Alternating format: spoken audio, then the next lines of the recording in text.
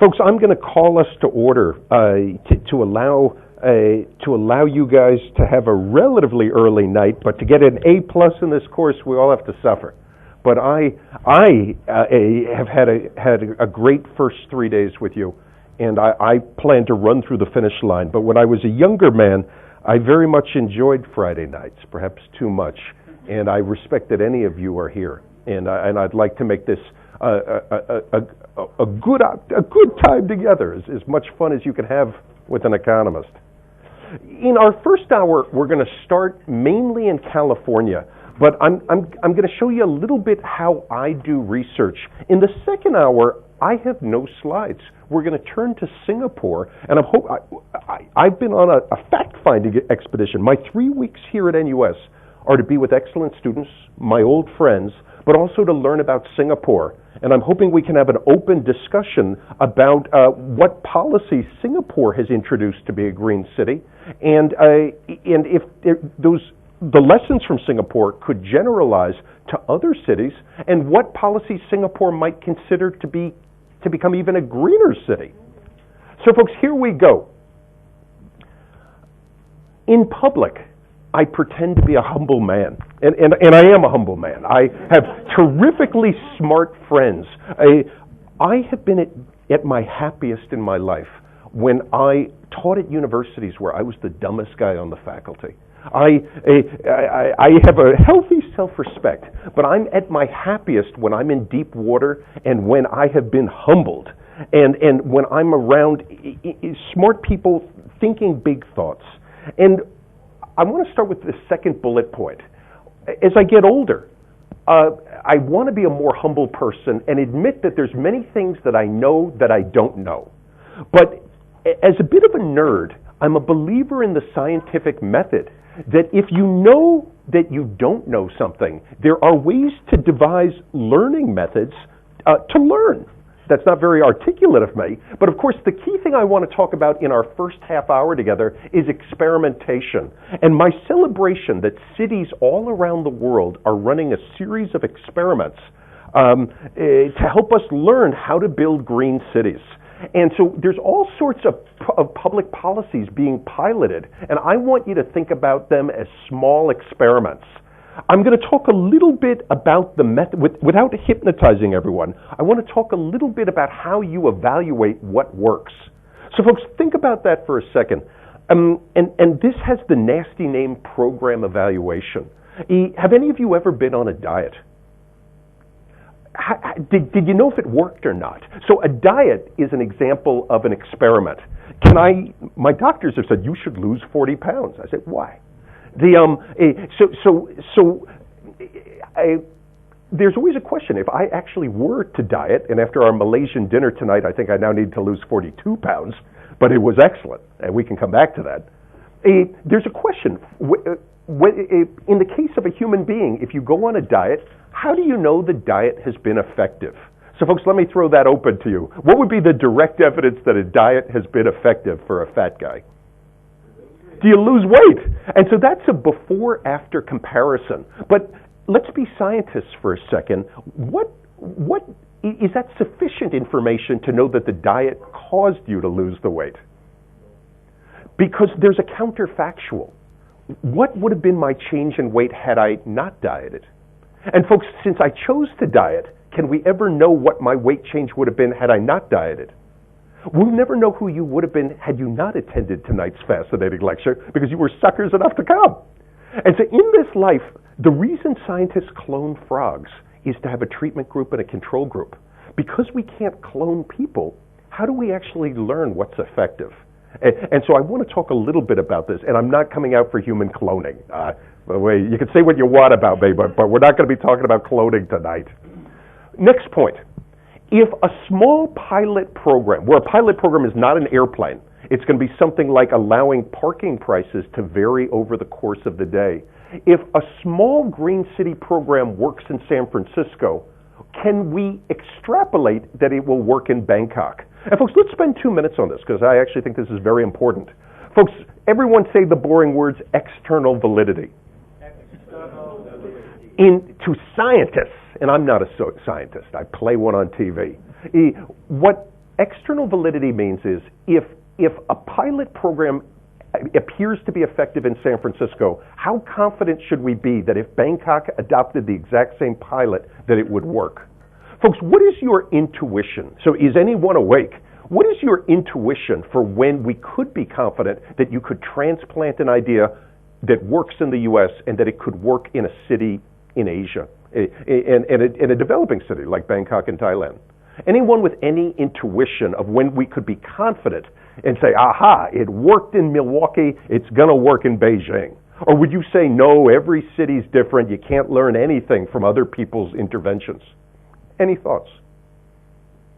The two places have the same economic situation and the same resource endowment, same system, political system.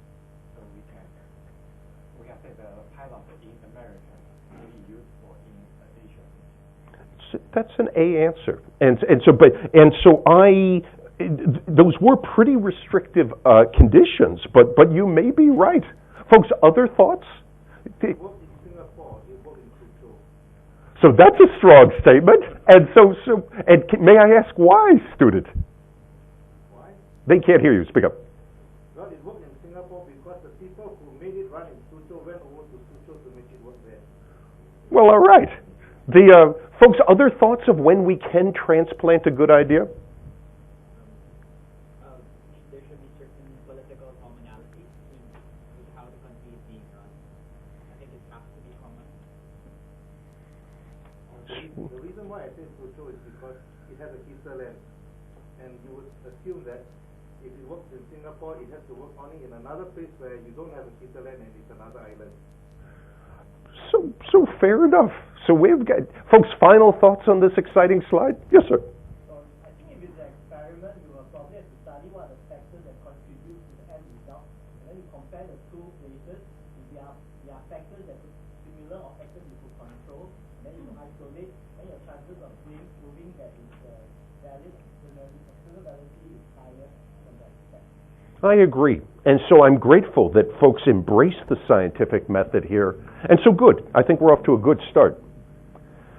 So one of the reasons that I'm excited by cities experimenting is that we have many, many cities. Folks, can we all agree that there's billions of possible good ideas? So when you sometimes talk to mathematicians, they talk about permutations. Like if you took the 26 letters in the American alphabet, in the English alphabet, and you started to make all the combinations, can we agree there'd be a lot of words? If I said, what are all the 2-letter words, all the 3-letter words? I've forgotten my probability, but I know it's finite, but it's going to be a very big number. And so when you have a large number of permutations of possible ideas, if nations experiment, to some degree, we're not running enough experiments. So what's excellent about having cities experiment is we have more opportunities to learn.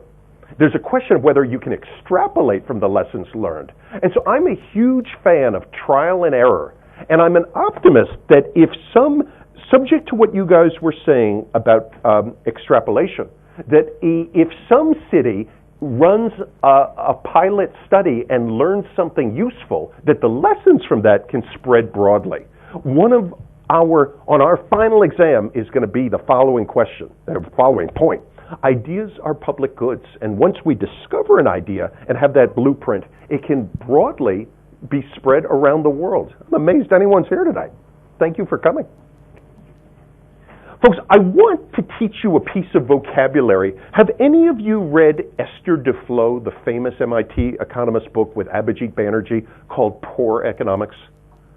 So just a couple of people. I want to very briefly tell you of how professional academics would ideally run one of these pilot studies. And I apologize for all the words, but let's do it, and we'll do this quickly to not make this.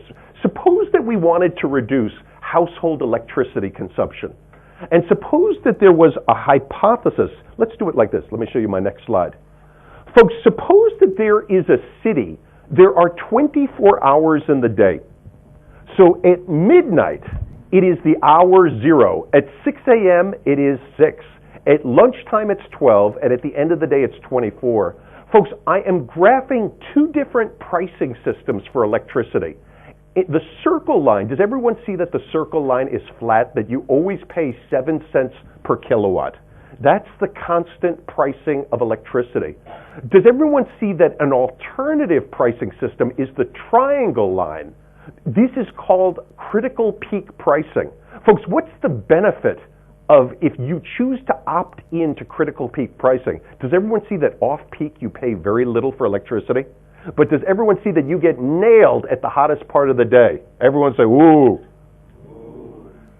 If I confronted your family, if your family used to be a circle family, and now you were forced to face these prices, how would it change your lifestyle? How would you change your lifestyle if during peak hours you now pay double for electricity relative to other people, but off-peak you pay 50% less?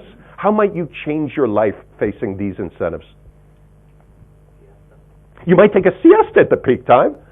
So you might not be running your dishwasher at this time. There's a whole bunch. You would reconfigure your day to use less electricity at the peak.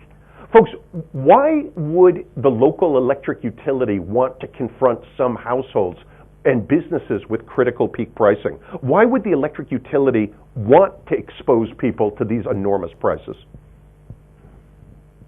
Just to torture them a little? What's a nightmare of an electric utility?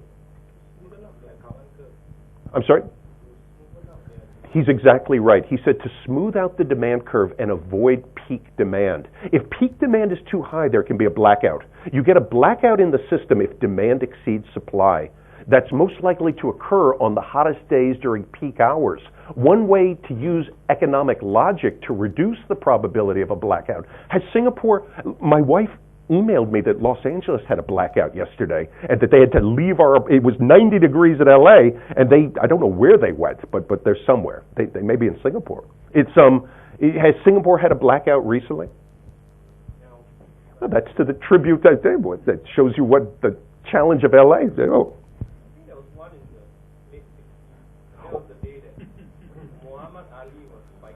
And everyone had their TV on? Yeah, and they didn't anticipate their demand. I thought the Singapore government's very smart. No, they forget about Muhammad Ali. So this is a good example of omitted factors. Does everyone remember my lecture on omitted variables and of? Well, thank you. So he stings like a butterfly. No, floats like a butterfly, stings like a bee. I sting like a butterfly. Back to what we were doing.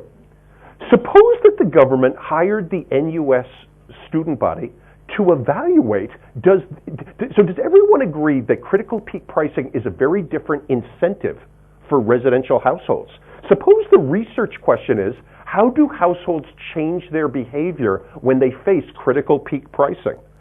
Can we all agree that this is a mildly interesting question if our goal is to avoid blackouts? I now want to sketch the experimental design to answer that question. Here is how I believe, if we were a consulting firm, here is how we would answer this question. And folks, the link to green real estate is, if you could expose people to these jump in price at peak times, just as he said, you could reduce peak demand and lower the probability of blackouts. Let me sketch an experimental design. Folks, suppose that we, the NUS research team, could approach the electric utility and ask for data for 10,000 households chosen at random. Folks, why would I want a random sample of households? Why wouldn't I want just a sample of pretty people, a sample of people with nice toes? Why do I insist on a random sample? So that there's no concern that the inferences we draw from the data we've collected are that we learned something about the typical person in Singapore. We're more likely to do so when we took a random sample. We now have the 10,000 households. Folks, I'm going to use a coin flip, and if it comes up heads, I'm going to expose those households to critical peak pricing, and if it comes up tails, I'm going to leave them in the control group, and they'll just pay 7 cents per kilowatt. Why do I use a random number generator to assign them to the treatment group and the control group, where the treatment group is to face critical peak pricing? Why did I use randomization at this stage? So notice I've used randomization twice. I used randomization to take all 5 million households in Singapore, 5 million people in Singapore, and choose a subset of 10,000. And then at random, I took that random set and divided them into those who would face critical peak pricing and those who wouldn't. Why did I use randomization the second time? What if I let people choose and say, hey guys, who's in the mood for some critical peak pricing? What would be your worry about inferences from that self-selected sample? You have some self-selection biases. And we'd be worried that the results we find would not generalize to the whole population.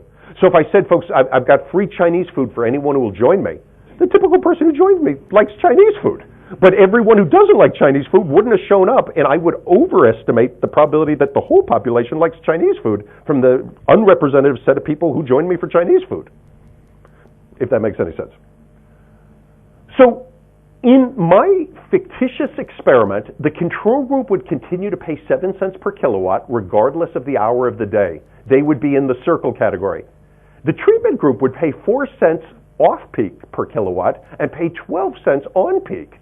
Folks, here's the key hypothesis, and this is our first example of a pilot. The researcher would collect hourly electricity consumption for both the treatment group and the control group before and after the experiment started. And just like our diet weight loss study, the researcher would test by how much does hourly kilowatt consumption decline for the treatment group during the peak hours. The researcher would test whether the kilowatt hours increases for the treatment group during the off-peak hours. So that was this hypothesis that those who faced the triangle schedule would smooth their consumption, reducing their consumption of electricity when the price is high, and increasing their consumption of electricity when the price is low. You would run your dishwasher off-peak. And, that was my final slide. Folks, this is how the modern statistical researcher would test the hypothesis that your city's energy consumption could be sharply reduced by adopting critical peak pricing. Can I answer any questions here? In the United States, we've run into a couple of issues. Folks, can you force the American people to be forced to switch over to critical peak pricing?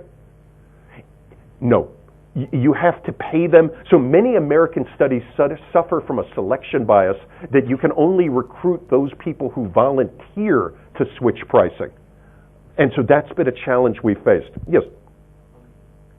How do you determine the efficacy of the pricing? What I mean is the benefit. Because I refer this to, I think we see some similarity of this with the UE system in Singapore, whereby when you go past the highway to the city center, there will be a higher charges compared to off-peak hours. That's our next one. And so give me 1 minute to set this up, and then I want you to ask your question. Because I actually don't know enough about Singapore's road charge. But he's exactly right. So you guys are thinking, and I mean this as a compliment, you are thinking like the nerds of what are experiments we have to establish cause and effect. It's because we don't have clones in social science. We only have one Professor Fu. We don't know who Professor Fu would be if he was at UCLA with me. Would he have already won the Nobel Prize? But we only have one Professor Fu here. And so there's many hypotheses out there. With our goal to green cities, we need to experiment to know what's effective. So to build on his point, several years ago, London introduced a congestion charge. And I want to tell you a little bit about Jonathan Leap. If this interests you, you could very quickly find this in Google. But I then want to hear what you have to say about Singapore. Just as he said, London had terrible traffic congestion, and it was very difficult to drive in the city center. The government introduced road pricing, which, folks, it was exactly what he said. During the peak hours of the day, you had to pay, with an electronic transponder, you had to pay a high price if you ventured into the city center. So if you went to the London School of Economics, or if you went to the museums at Piccadilly Circus or whatever, Circus. God, it's been too many years. you would have to pay this very high charge. So he's exactly right that the congestion fee was a time of day fee that during the morning commute and during the evening commute, these charges went sky high. Folks, a question, the externality the city was trying to solve was to increase speeds in the city and to reduce traffic congestion. Time is money. A city that is very slow to move around is going to be an unproductive city because people can't trade with each other. People can't live their lives. He found two very interesting things. Folks, I want to focus on this one. So first a question. In Singapore, is it a time of day fee for congestion? Or is it a place? And does it vary by place and time of day? So the authorities are smart. Yes? Actually, I just wanted to add, when London introduced this, they actually embraced it. So that's a very important point. If that's in his article, I'd forgotten that, but thank you. And so where that very much helps me, it shows that you guys are better professors than I am, is that is one of my examples of learning. So folks, remember I was yelling about external validity at the start? Is it obvious that London and Singapore line up on the criteria you guys mentioned? So remember my first slide where I asked you if a pilot works in Singapore, will it work in London? And so I'm fascinated by social learning. When an idea is proven to be effective, let's spend one more minute on Singapore. What year did Singapore introduce its road pricing, plus or minus? And was it immediately a success, or did people freak out saying that the road should be free, that this is communism, that we have to pay for this?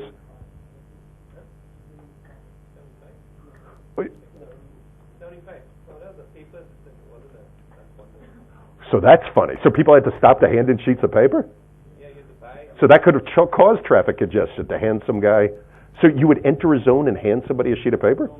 What happened is that on the window itself, the windscreen, there will be a big piece of paper stacked on these pages. I see. And some guy would rip it off as you drove by? No. Officers will be stationed at the road, and they will observe whether you have that. So this makes sense. And if they didn't, would they shoot out your tires?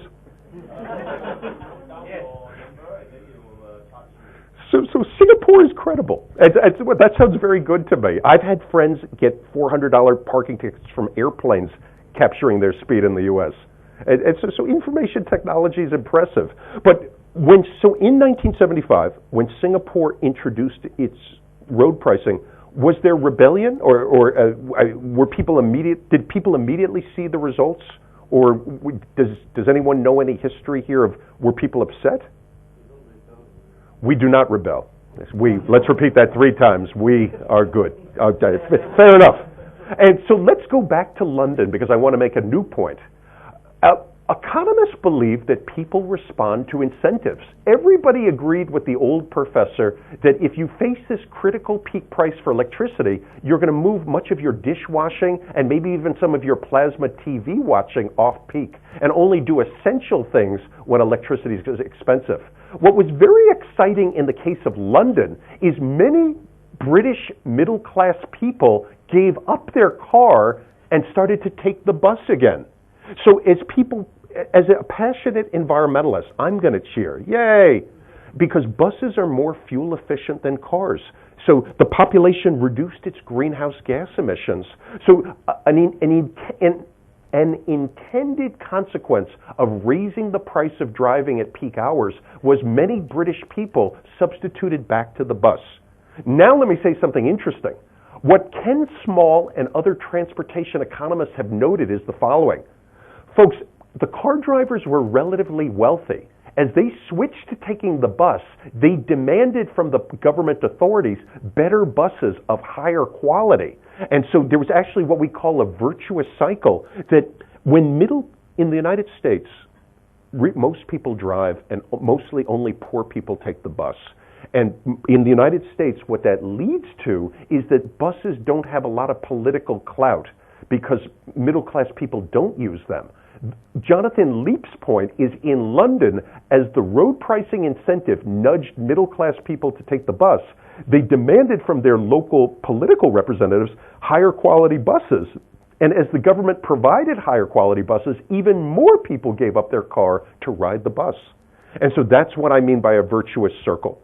And there was one of our classmates last time was saying, if you raise parking prices, that would only increase the use of the bus. So that's what I mean in this bottom bullet point. Who, by marginal rider, I mean, who is that person who's just at the margin, indifferent between taking a car or bus?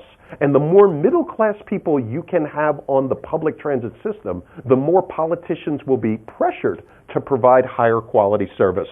So have any of you been to my Los Angeles and taken our buses? They're infrequent, they're dirty, they can be noisy, there used to be crime on these buses. That's what I mean by low quality. And that pushed people to take car instead. In contrast, the introduction of road pricing reverses many of these. And so he was absolutely right that a local green policy is not only time of day pricing for electricity, but also time of day pricing for roads. Folks, any questions up to here? Let's keep going. I want to take you to my beloved California. Oh, we talked a little bit about Don Shoup last class. So Don Shoup is the king of parking. And I want to talk about time of day parking prices. We did this last time, but let's do it one more time. Don Shoup is a 75-year-old economist at UCLA who bikes to work each day. And he's a very impressive man. I want to tell you a story with a happy ending. Many economists, and I'm looking at some in this room, many economists have had great ideas for how to improve society. Professor Singh, what is an idea of yours that would improve society besides for raising my wage? So if I made you king for one day, is there a policy you would implement? Malaysian food for everyone? Free Malaysian food for everyone. We will pay next year. And so many economists have fantasies that we matter. I don't even know if I matter to my family. Many of us have had great ideas for how to improve society's standard of living. And we've been shocked routinely that the public has ignored our ideas. To Don Shoup's credit, he came up with an idea that's eminently reasonable, having critical peak pricing for parking, and cities in the United States have adopted his ideas. And he finds that very satisfying, and he should. He has improved the quality of life of U.S. cities. Folks, does Singapore have time of day pricing for parking? So now you're going to say that we got this from you again. And what year was that introduced? 1975? And so is that a true statement, or are you messing with But let's assume that that's true. That raises, if it were true, and does anyone know the truth? Does anyone want to add any integer to 1962? Positive integer? Yes.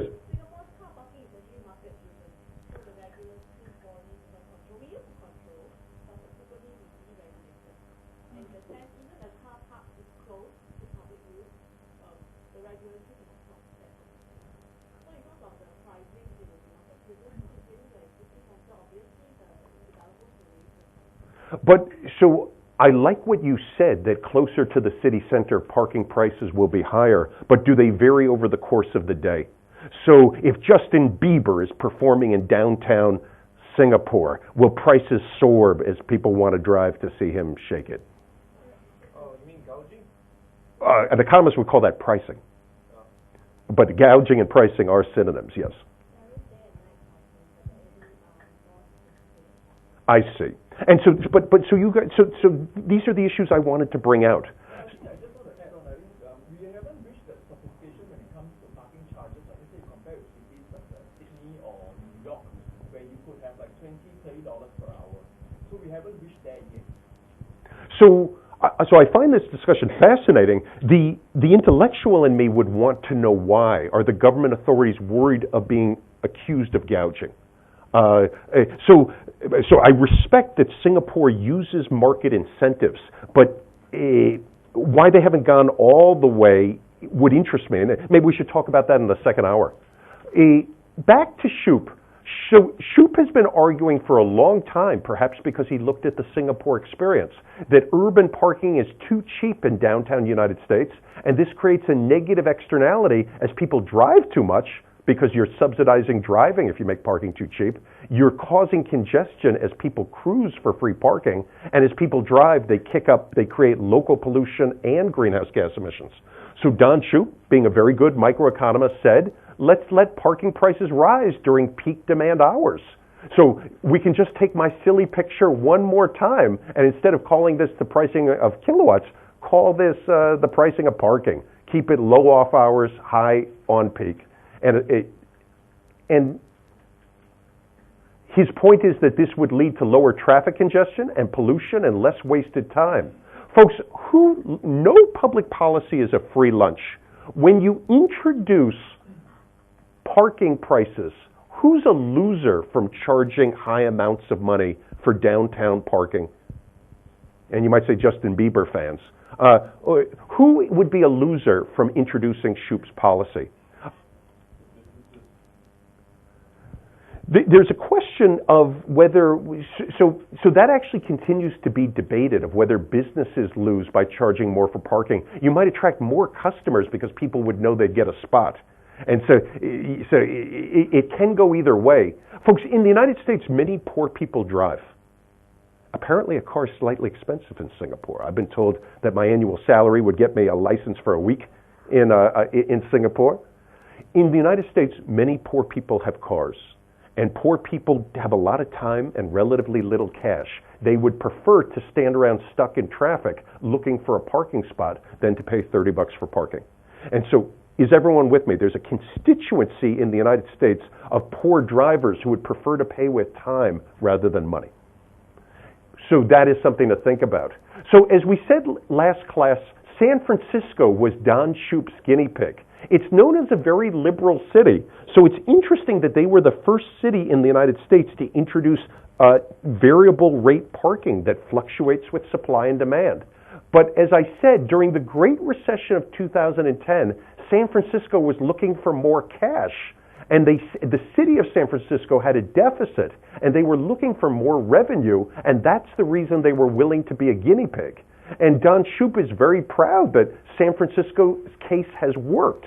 And so what I mean by social learning is this external validity. When one city has success with a public policy idea, do other cities mimic that city? So when I work at the World Bank, they have the C40. The C40 are a collection of cities who are exchanging best practice ideas with each other and presumably are learning from each other. And in Asia, there must be the equivalent. Professor Fu, is there an equivalent to the C40? In Asia? Yes. And some of these cities are in the C40. Yeah, right. Not Singapore. Is that interesting that they're not in it? Or was that a conscious choice? Or? All right, we'll put that on our set of questions. Folks, I now want to switch gears and talk about this wild AB32 as our final experiment for this first hour. Did you have a question? Yes. I'm not sure whether tick pricing works for every market. Because if you introduce tick pricing for car parking, what happens is that in the shopping mall, you will have a lot of cars cramming before the hour before the tick pricing applies, and that will cause a lot of jam. I thought my idea is that there will be a lot of jam in the car park during that hour. So I like that. So I like the way you think. If we anticipate that, then you could have a more gradual. Folks, do you see this thing goes cold turkey as it jumps and as it declines? What he said is right. He's being an excellent economist. I mean that as a compliment. If we're worried about that, you could have a smoother adjustment path. It's sort of like how you boil a lobster in a pot, of doing it more gradually and coming down more gradually rather than ramping up like a mountain. It's an excellent point. It would interest me if Shoup has wrestled with that, because I agree with you. But so again, one of our themes is when we anticipate a challenge of how we use incentives, and do the incentives we introduced create other problems of always using our big brains to anticipate the consequences of choices we make. And if we don't like the consequences, building in new incentives, and hopefully this not continuously compounding. Folks, let me take you to AB32, because I don't have a picture of him. Who was the daddy of AB 32? How many Austrian governors of California can you name? Can I hear anyone's Arnold imitation? Has anyone seen any Terminator movies? I'll be back. So Governor Schwarzenegger, who is no longer our governor, was governor of California in the year 2006. And I think every U.S. leader wants to leave a legacy of his or her accomplishments. And Governor Schwarzenegger it had been very famous that we had Governor Schwarzenegger as our governor. Can we all agree it's funny? Has Singapore ever had a movie star as leader? I don't wish that on you. We had Ronald Reagan as our leader, and folks, there's something called comparative advantage. Just because you were the best movie star doesn't mean you're going to be the best governor. Is everyone with me? You wouldn't want me to sing opera. A good economist may not be a good opera singer. We all have our relative skills, and Schwarzenegger probably should have stayed in movies. But he becomes our governor, and he does not have that much of a record. And in 2006, he did something very bold. He passed what is called AB 32. And AB 32 is a bad acronym, but this is the mother of all field experiments to see if you can green a city and a state with aggressive carbon dioxide mitigation. Folks, this is the web page. The Air Resources Board is the regulatory agency in charge of implementing AB 32. You can go to this web page and learn many more things than I'm going to tell you in the next 20 minutes. Folks, there are three pieces to AB 32, all of which may be relevant for Singapore. Maybe not so much the second one. The three pieces of AB 32 were the goal. Do I tell you the goal? No, that was terrible of me. The goal of AB 32 is to reduce California's greenhouse gas emissions 80% below the 1990 level by the year 2050. So, folks, that was, everyone say 80% reduction.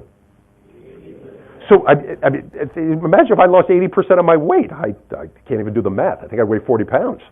To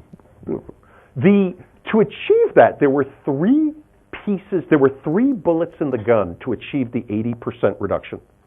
And the question I want to teach you guys each of these and ask whether any of this is relevant for Singapore's rise as a low-carbon but successful nation.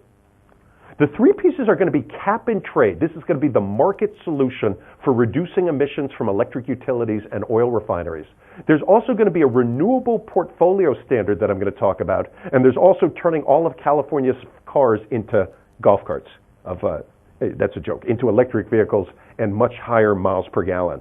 These are the three pieces of achieving the 80% reduction. So let's do it. Folks, the first thing I want to talk about is cap and trade, and I want to take everyone back to the horrible old days of supply and demand. Can everyone make a supply and demand curve at the professor? Everyone make your X. So we got to go back to that again, and it's a little bit blurry. I apologize. The key idea that I want everyone to know is if there wasn't, I always think by alternative. If there isn't a pollution permit market, then polluters in California pay zero. Zero is too low of a price for creating greenhouse gas emissions. The whole point of the pollution permit market is to create a positive price that polluters have to pay, and this will internalize the externality. So here's how it works.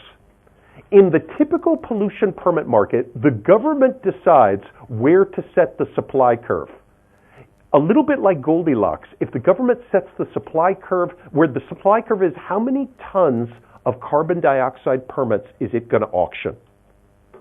If it sets the cap too tight, it strangles the economy. If it sets the cap too loose, setting the supply over here, then it has no incentive effect. So everyone knows the story of Goldilocks. You don't want the porridge to be too hot or too cold. The government sets the supply curve here. Folks, the next thing that happens is there is an auction. So if any of you participated in the eBay auction to buy a pair of my shoes or my latest book, that was a joke. The selling price is always zero. Well, that was funny. We all know that in an auction, the price gets bid up so that supply equals demand. So in the pollution permit market, you're creating a market mechanism so that the price of a ton of carbon dioxide goes up from zero to whatever is that price, such that the demand curve cuts the supply curve. Folks, I have two questions for you. Why do environmentalists love this? They hate economics, but why do they love this? We're going to talk about money in a second. Environmentalists don't care about money. They want love. It reduces the pollution, as all polluters in California now face an incentive to reduce their carbon emissions. So what I tell my students at the UCLA Institute of the Environment is, when California's cap and trade is up and going, there's going to be all sorts of new green jobs for those consultants who can identify waste and energy inefficiency. Because, folks, let's do this together. Are we in an energy efficient building right now? Does this look state of the art? The NUS leaders are wise. Why have they let this thing go? And don't tell me they have no money. Why aren't we in a state-of-the-art room right now? I don't want to hear that. See, why hasn't it already happened? Oh, they need the compare and contrast. So you're saying this is the control group. You're saying all of life is one of my experiments. Well, you guys are very. We may need some beer. So I love your answers, but if Singapore did have a carbon either tax or pollution permit market, the leaders of NUS, Dean Fu, would be very quick to say it passes a net present discounted value test to pay the fee to retrofit this room, because our carbon bill would go down. If this room is more energy efficient, there's not going to be a rebound effect in a room. The NUS would consume less electricity and would have a lower carbon bill. And so such a price on carbon dioxide would incentivize NUS or my UCLA to look for waste and to hire young engineers to find that waste. When you face a price of zero as your carbon, you're less likely to hire such individuals. I want to talk money for a second. Folks, does everyone see this square here?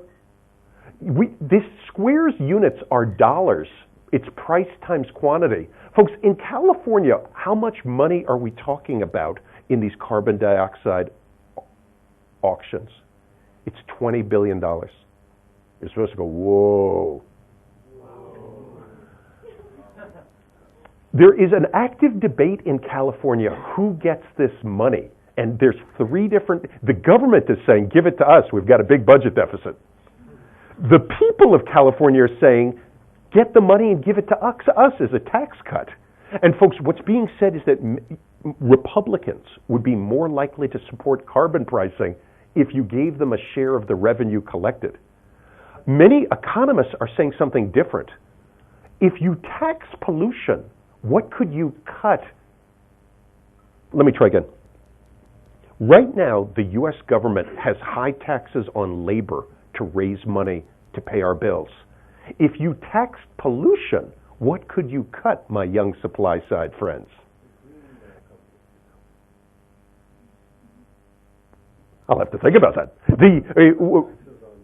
you said you would cut the companies. So to repeat his point, there's a saying in the United States: tax waste, not work. We could change the U.S. tax code and lower the taxes on labor, capital, on green capital if you tax pollution instead. Folks, but now let me say something evil that I want you to boo. Notice that only California has passed this. Has Nevada or Utah or Texas passed this legislation? The businesses, the dirty businesses in California are saying, we're going to leave and we're going to take our jobs with us unless you pay us, unless you give us the money from the revenue, unless you give us this revenue, we're leaving. And so you're supposed to boo. And so there's an active fight in California on whether, if you tax the polluters, will they change their behavior or will they just leave the state? And so this is called a game of chicken. There is also, I want to make a bunch of points. I'm keeping an eye on the clock.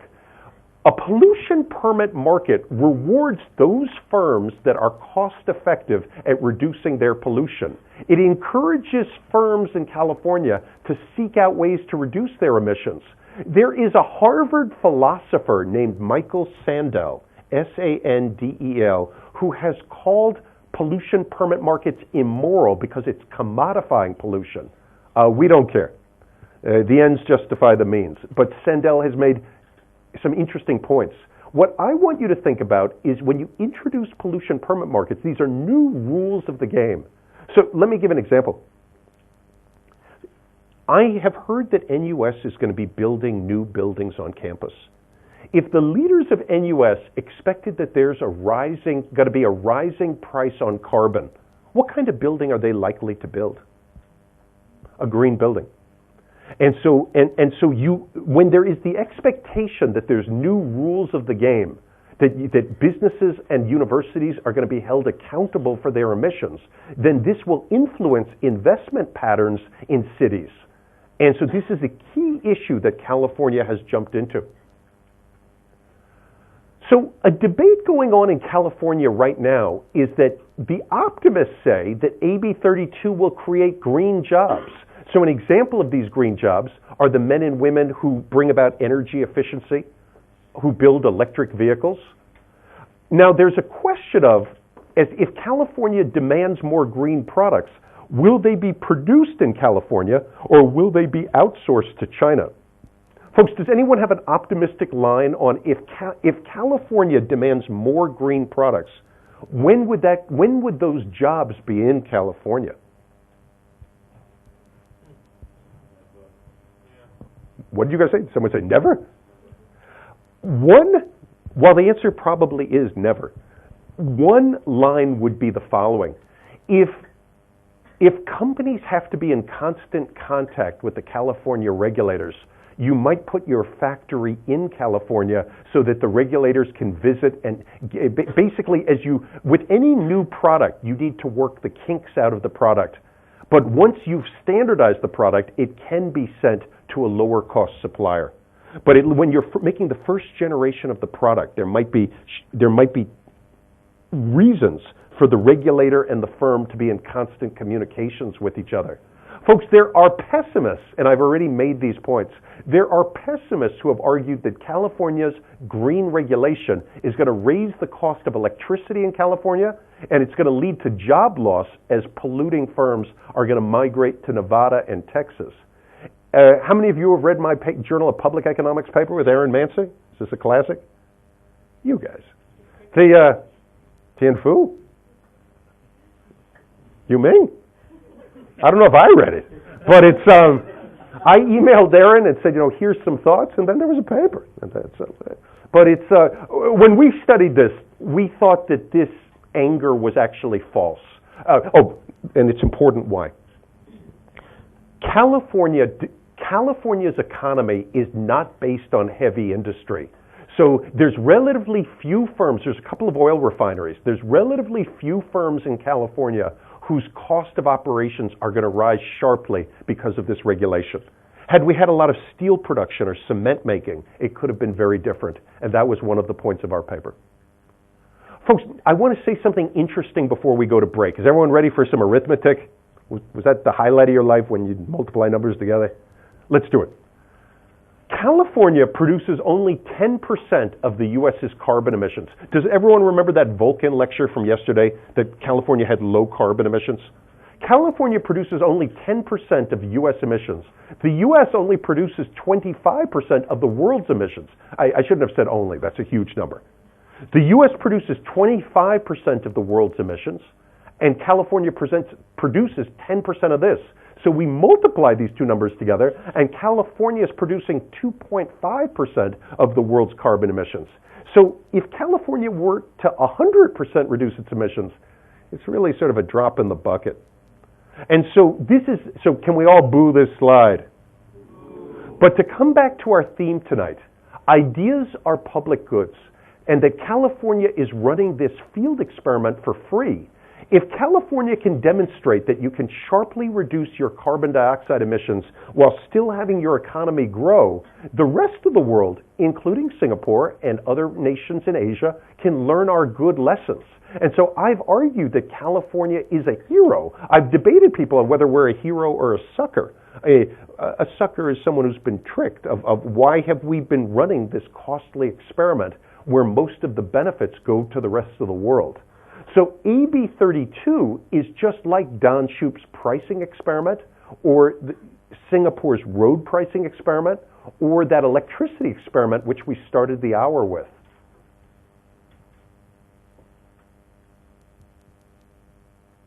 Do we want to do this? It doesn't stop.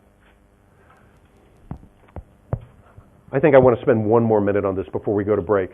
While we have been talking, yes, actually I think we do want to do this, but I apologize. So what I had forgotten in my slides was just like with time of day pricing. We're no longer talking about AB 32. There's been a jump in the slides. The goal of many local green policies are to improve local quality of life. So like a great example was in Seoul of ripping out a highway downtown and a river emerging. So has anyone walked there? The New York Times has published some beautiful pictures. Can anyone name this river? It begins with a C. Let's call it that. That's and so Seoul has embraced some of the beauty of its city, ripping out a 1960s highway, and that this is an example of green policy. What I mentioned last night, and that's why I think I can do it quickly, is this an issue that real estate experts have to grapple with is an unintended consequence of local greening efforts. When you take actions like reducing noise pollution, enhancing beauty, cleaning up waterways, reducing smog, actually picking up garbage, all of these lead to higher real estate prices. For the men and women who own this real estate, they cheer. They're now richer. But in this day and age, we're very worried about the urban poor. And when you improve local quality of life, it's been found again and again that gentrification occurs. We did that example of gentrification in East Los Angeles, that people can no longer afford their old neighborhood. And we talked about how to protect renters so that they don't get priced out of their community. And I would expect that in Asia's cities the same issues arise, but I haven't read enough research on this. But this is an issue in New York City right now. Mayor Michael Bloomberg has been accused of making New York City too nice, that middle-class people can't afford to live there. It makes it sound like you need to let a few murderers out. That was supposed to be a joke, but that would be one way to make it affordable again. When I pose that to people, they say, what? And final thought, we need one last supply and demand curve. The final local policy I want to talk about tonight is green belts around cities. So London has, I don't mean karate, London has a green belt at its periphery. Portland, Oregon has a green belt. Does Singapore have a green belt? All over. Folks, what are other Asian cities that have a large green belt? Where a green belt is a physical piece of land that are public parks where no development can take place. So London? So where in Tokyo? Is there a large one in Tokyo? Folks, we all know there's benefits of such green space. It's nice. It has it reverses the urban heat island effect. It gives children a place to play. But what am I about to say are the unintended consequences of green space regulation? What does Ed Glazer of Harvard say? And of course, we need a supply and demand curve. Everyone say yay. So here's what Glazer says. So this is we're going to put the price of some housing on the vertical axis and the amount of housing on the horizontal axis. And give me a second. I'm now confused. I really am confused. I understand my own picture, but that's not good. Folks, this was the original equilibrium. So where I'm pointing the laser pointer is the original place where supply and demand cross. This is a city without a green belt. And again, by green belt, I don't mean karate. I mean, this is a city that does not have a beautiful park. Can we all boo that? The new mayor comes in and says, people, I love you. To make you even happier, I'm going to erect the mother of all green parks. And people cheer, they dance, they kiss. But then the economists say, there's going to be unintended consequences, people. And the people boo, they burn the economist, and they eat him. And then they're surprised when the following happens. The economist is now gone. He's in their stomach. But here's what the economist said, but just as he took his last breath. He said, people, if you take 25% of the land away from developers, does that shift the supply or demand curve? It shifts the supply curve into here, raising prices in the city. If you build a beautiful park, does that increase or decrease demand to be in this city? It increases it. So the original equilibrium was here, and the economist in his last will, before you killed him, said, you're going to end up here. The city's going to have much higher home prices because your well-meaning limits to growth, your greenbelt, took land away from the developers and made the city more desirable.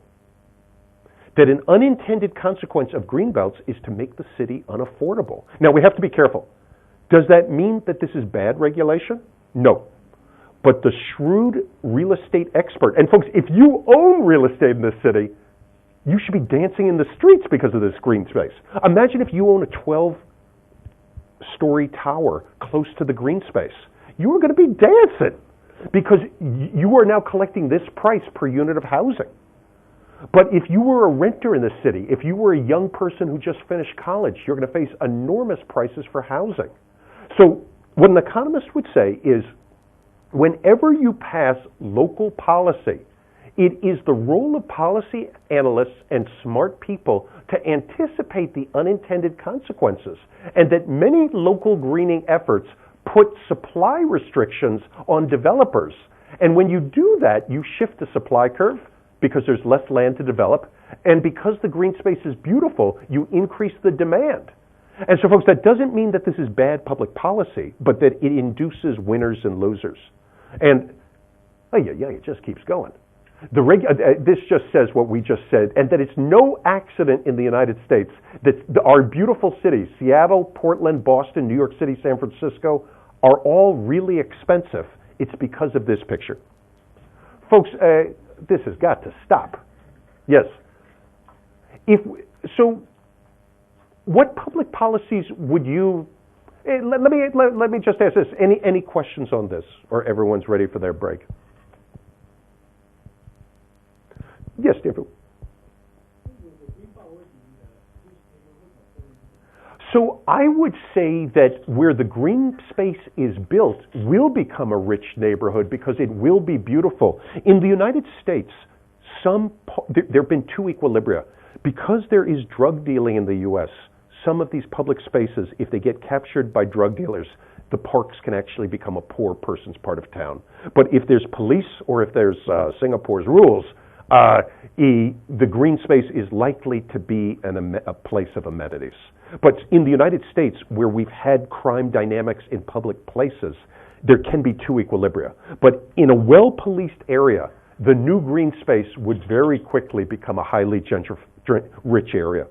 And so for real estate developers in the room, I would be very confident that when the government declares green space, if you already own assets there, it's time to make those assets even nicer because of the complementarity. Rich people will be willing to pay even more for nice housing in a nice neighborhood, but that there is very likely to be gentrification. Again, my concern is for the next generation of young people seeking to have an apartment in these cities. People in San Francisco pay a fortune for very, very small apartments because of this logic. Now, they made that choice to live there, but the question is, has San Francisco made too much green space? If they had had a smaller park, would San Francisco be more affordable for more people? So it's really a question of what's the optimal amount of space to put into green space versus allowing development. Folks, any questions? Yes? I guess one way to go about it is to check the prices at which the market is actually willing to spend in a house. And then from that market there, and then see how much green space you can actually put, or how much change you can actually put in terms of developing land for green space and then developing land. So I agree with you. There'd be an awkward issue that if you realize you've provided too much green space, could you then go back and say, people? So think of New York City's Central Park. Could you say, guys, we're going to cut it in half?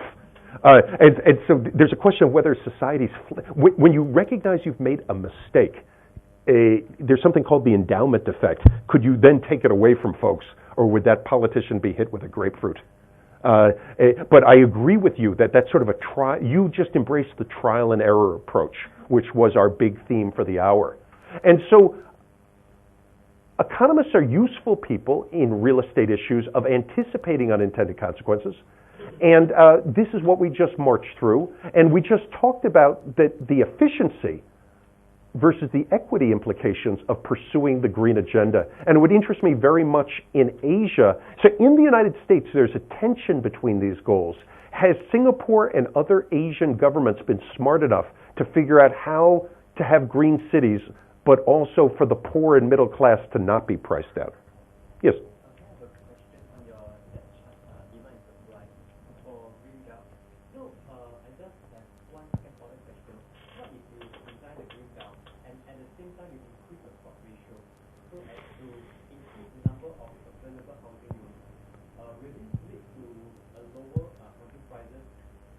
I think Glazer would like that very much. So he wants to raise the floor area ratio. And I think that, I won't speak for Glazer, I'll speak for myself. I like that. So what's gone on in the United States is there's been the green belt, but no change in the floor area ratio. So you're being a better planner than some of our planners. I mean that as a compliment.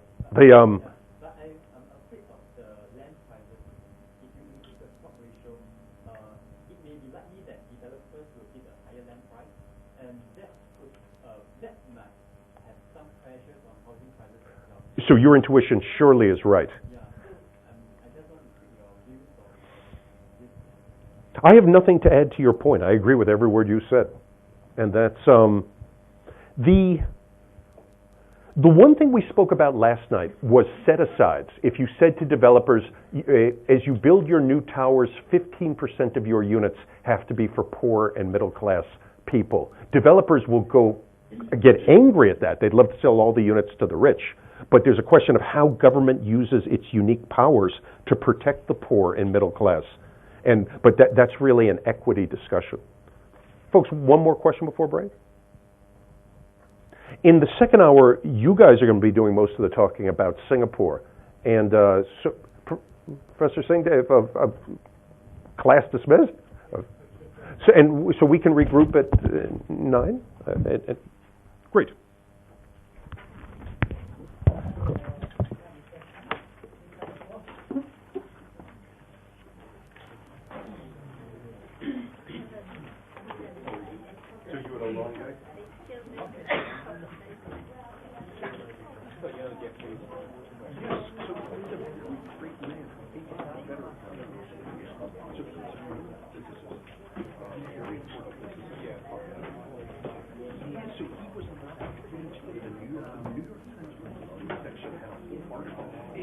Let me show you right now.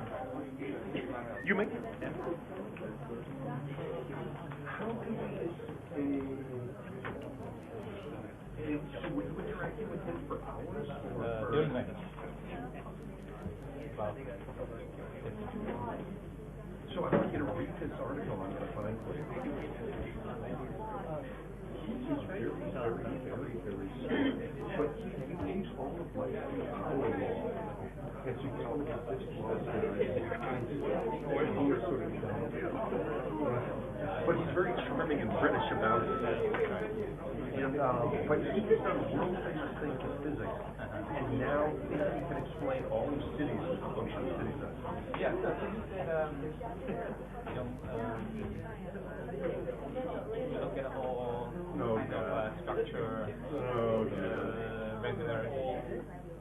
You said, different cities manage 80% is income. So if you give him the parameters when you want, he will scale down and predict the parameters for Kansas Bay with 80% of. So whether he can do this out of sample, I don't believe. But see, that's the man I know. Yeah, but I don't find any argument that those commonalities important. So this morning we had this debate with commonalities more important. So look at this pretentious title.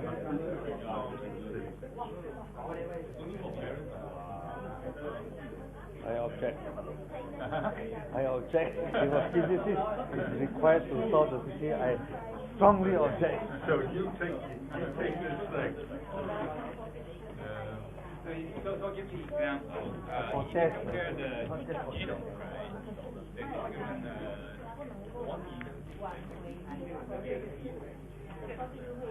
The human, what the human genome and they compare with any animal. They are kind of 90%.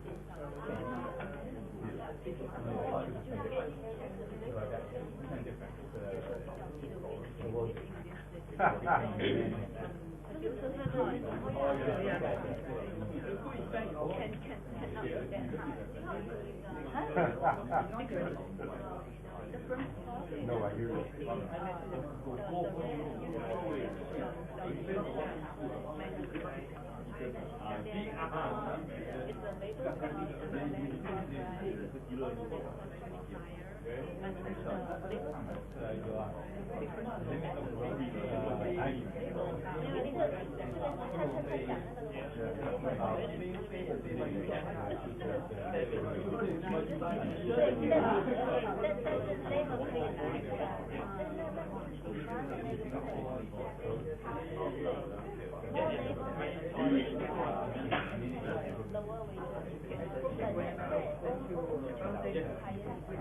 But then why are prices rising so much?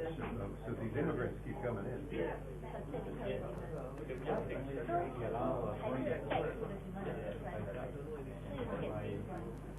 So maybe we should talk about that. I agree with you.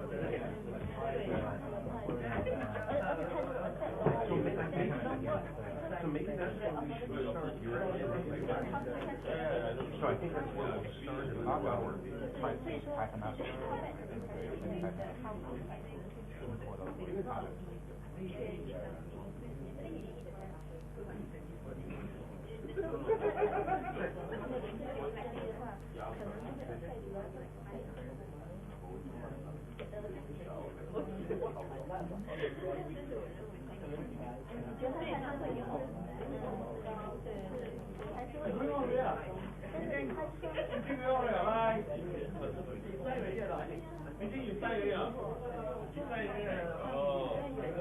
Okay, bye. No, that's Singapore. Oh, that's Singapore. Okay, so we're getting cleaner.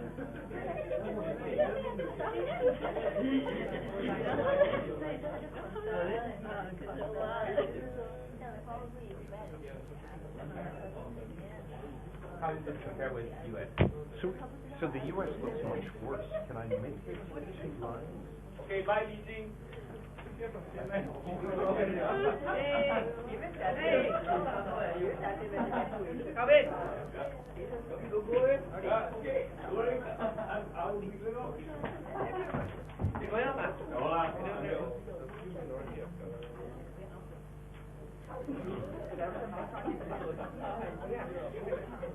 Why didn't this come out earlier?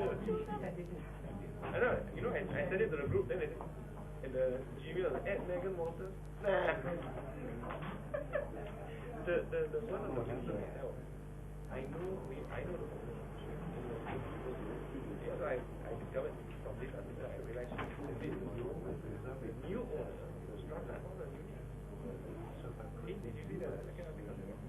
I just read the first 2 columns. They structured it and they're selling it for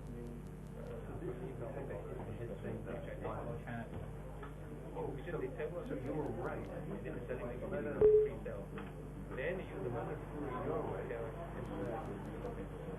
So this is a good example of how holding on to it, you strata it, sell it, get the revenue, and rent out the stuff. because you have to show the concept, but it's quite a rundown of it. If I will buy, you have to see the concept. Yeah.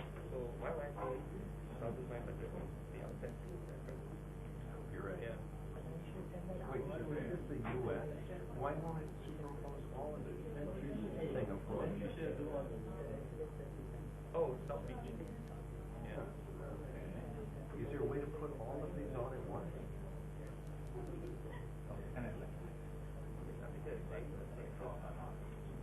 So that's how we will do this.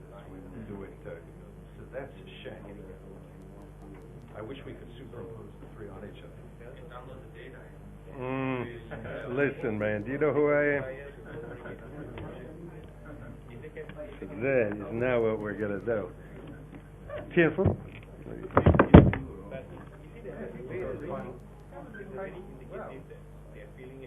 So, to start the discussion, I'm going to start with this. Oh, of course. This is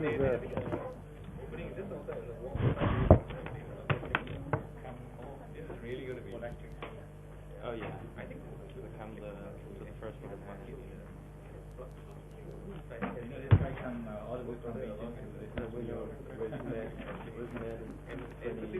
I just assumed he was here. I hope you did not arrive. I don't believe you. No, just Professor Kahn remembered me on the first day, so I couldn't afford not showing Well, he told me he's going to become a leading political scientist. Okay, so I did read your paper, but I don't think I read the right version. The conclusion part says to be edited. So I'm not sure in the final version. So we say, I want to email and I'll send you that final version. Okay. So basically, but I think still the question I'm asking here that given that so the first stage you tested is whether getting greener helps promotion, and then you got some significance when it comes to mayor and when it comes to bigger cities, and it's more significant when it's when you taking consideration the most severe pollution levels rather than the average. But you didn't test them. What I'm saying is that is it because do they really care about environment or they are really care about stability? I think that is a good question, but I'd leave it to you how you anticipate that. So we can only do what we can do with the series we have. But if you can think of a way to test it, that would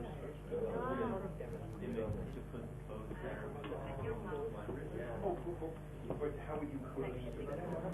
No, just use the number of because you didn't put number of So I agree with you. I certainly think I wonder if we did that in a later round of but I agree with you. I think you're being a social scientist.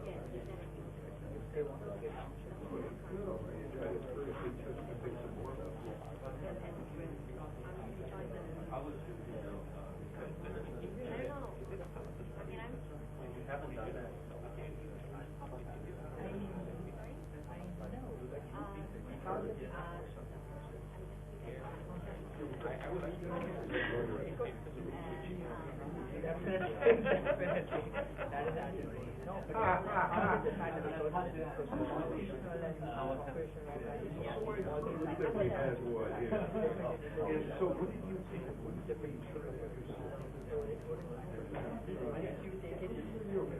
So somebody told me we were here. Were you a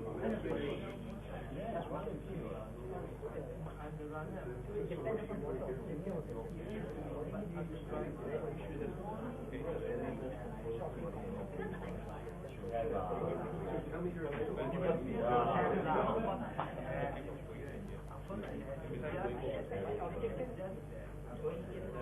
So do I remind people of UCLA?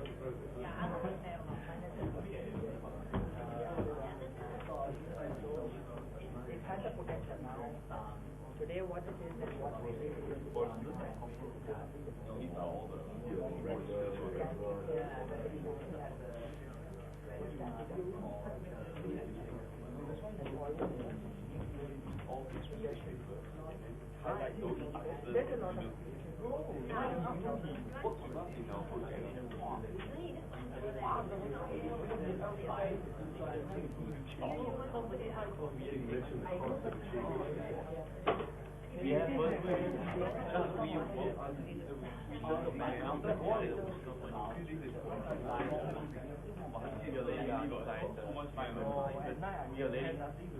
Yes, but that's what has been achieved.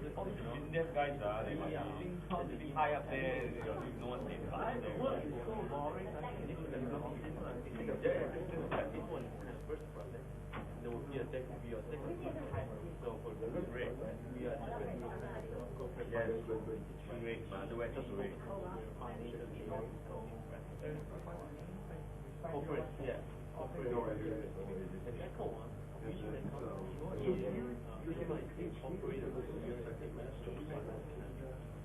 But yeah, so the professor wants us to choose a company that has a lot of assets compared to but the Singapore Airlines is very strong. Have you met all here? There's a lot of yeah, also we are now thinking about people. Yeah. That's why. There's also a guy with UCLA the strategy. How the guy used to be so there's a couple of UCLA. Are you UCLA sick?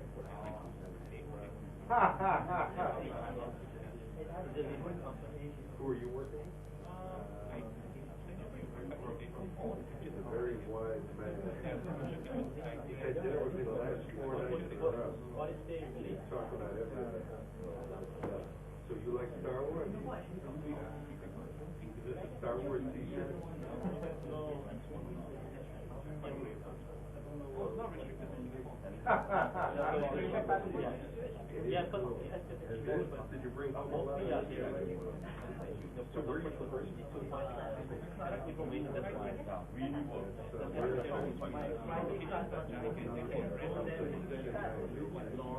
And my first opportunity.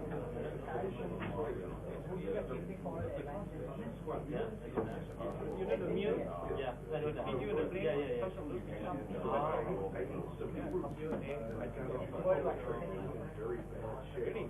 Traded it away from my bodyguard.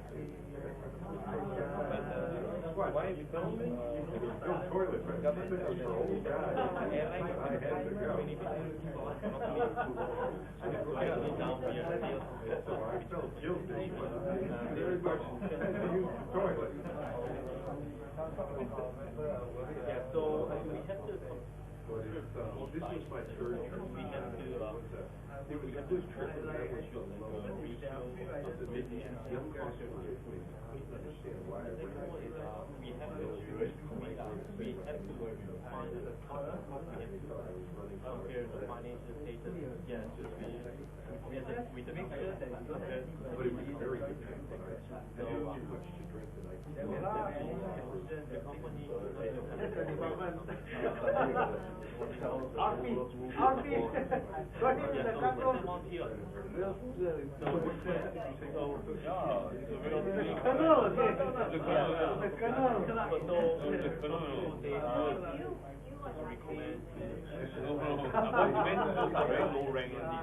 he's a divisional colonel. Yes.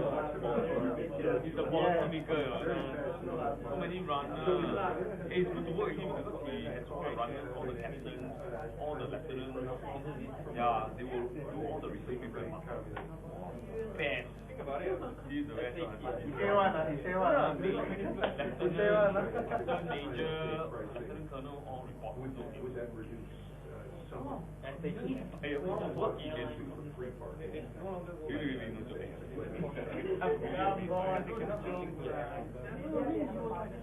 But he's a very wise man.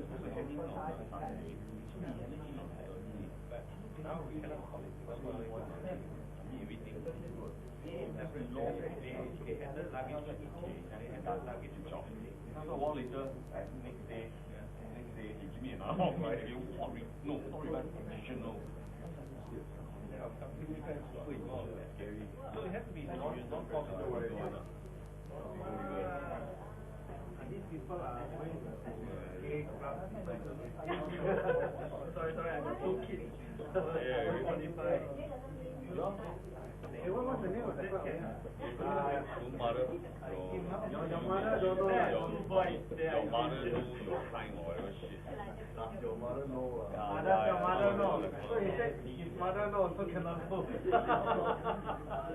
So I said mine too. My dog knows.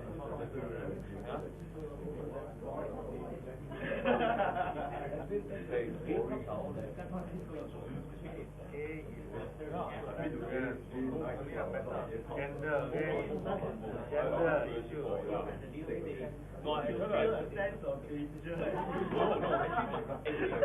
my first one, but the first one I went in Taipei. No,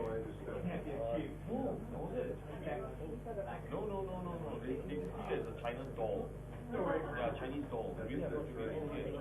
They're very exotic. No, they don't do it. But then when you walk past, it's like. But it's good to see someone from yeah, but that's roving. That's fine. That's fine.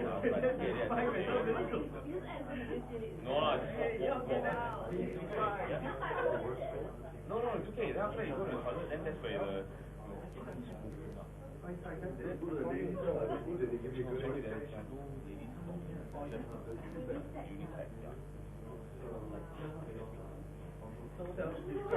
Describe it as fun and laughter.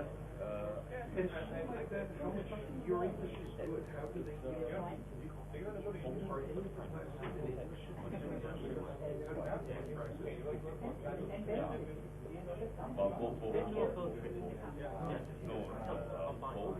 I want to go to India and I want to go interesting. Watching TV here.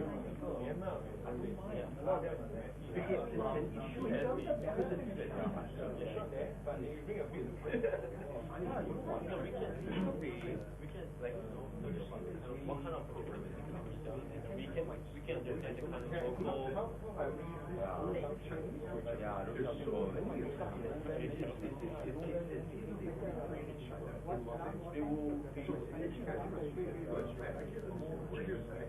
And so most of these guys, with their time in LA, so I wish they would speak more. Because they're speaking Chinese, talk to Chinese people. And I say, are you friends with any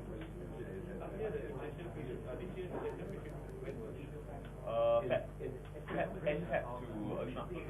Is this around the recess break? Yes. Joining each other. During the recess break. Oh, join them? Yes. So there's no recess break? No. Oh, actually, the break, you go for a trip. Yeah, it's a holiday, you enjoy yourself. I think this year you guys are going London. Sorry? London. I hope so. No, they're taking us to And then they provide this kind of service. Actually, I chose London, but then they didn't go.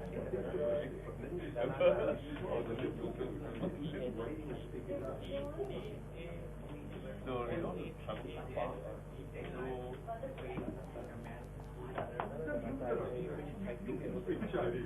I'm not ordering you like English. No, they don't mind. Okay. These are all the services, right? And then all these are Sri Lanka. Place your coming. You will contract, right? Sri Lanka. Take all your money, all the services, right?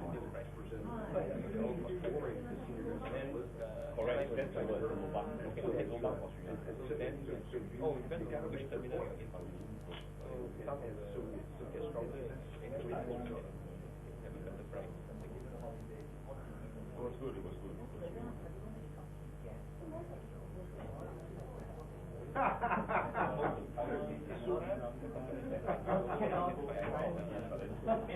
But then you need to write it as a bubble of, so there's always a story in American okay, no one shows what story. But with you and grandchildren, we have to choose kind of we have to distribute so like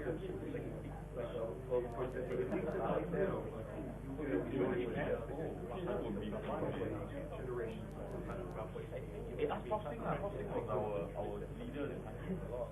So I think Taiwan trip. That was fun. I like it. So where would they be going? Where would they be going? Can we join? Don't we join you? Can we join? We go again. Yeah, why not? Fun. Taiwan is fun. Fun. Yeah, hey, Prof, can we? Yeah, can or not?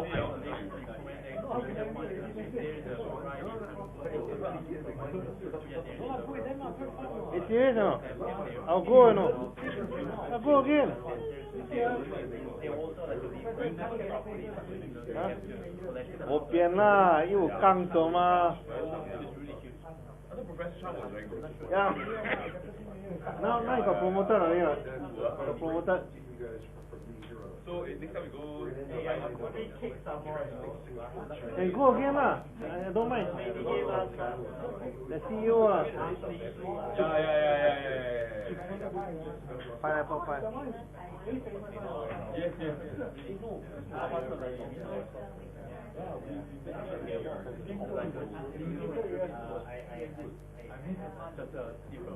Oh, you didn't go? Yeah. They don't kind of.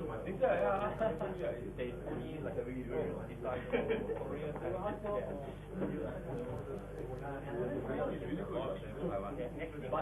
but we had formal. Yeah, but he follow you only. Young lah.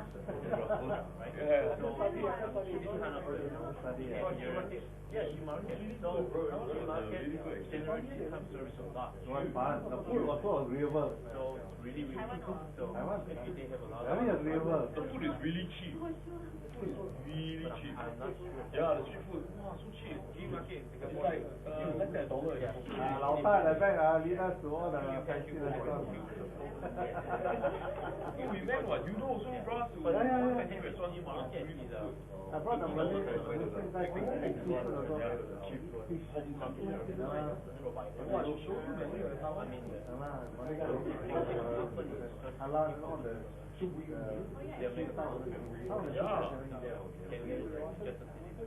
To be honest, like a DHL. I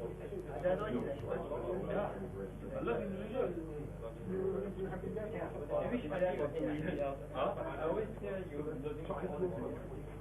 Indonesia, I ran to Indonesia a few places. I love the tennis games down there, and then they'll come back, okay, I'll do I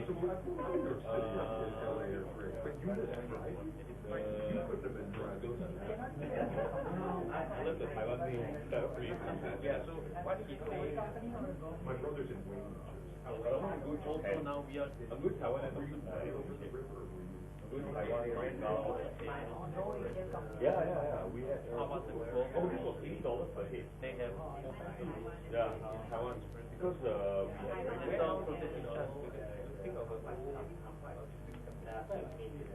Taiwan was really good because a lot of what kind of we were treated like VIP.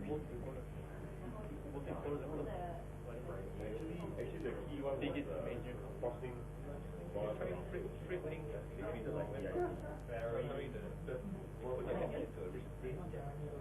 really that's what the vendors all these kind of level really good and they hope not this stuff. Lecture, we have a lecture, and then we attend the event to the mall, the there we were at the camera for then we went to see You watch from the picture of the newsletter one? you know, the developer that head of the Yeah. The newsletter? The MRT head? In the mall? Yeah, it came out. You can get it from the department. The underground mall head. what do you call it? The underground mall.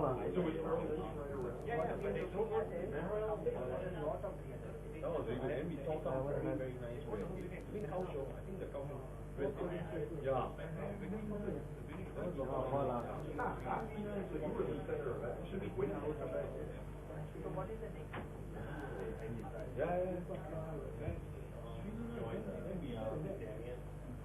First then we have our million software, okay? Then we have to for people register their report. There's like there's 5 no. They were introducing to us on the material usage, why they use it, first one and no, marble. So They buy the mountain. I think one of the things are make some be a non-study. Yeah. I think that we design something that we can break down. So continue the So we thought the project was on and I think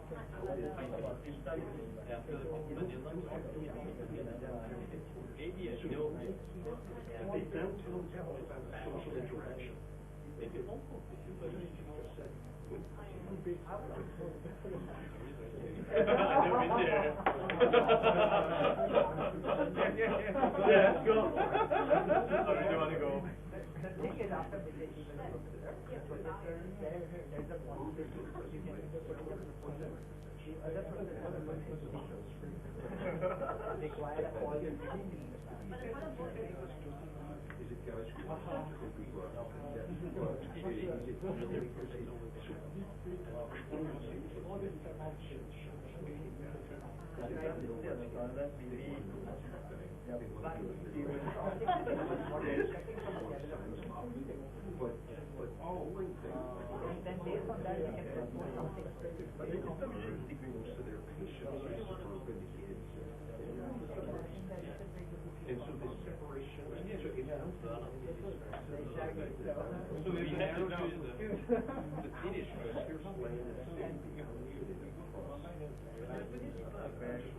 That's what we can help out. I and the people can help out.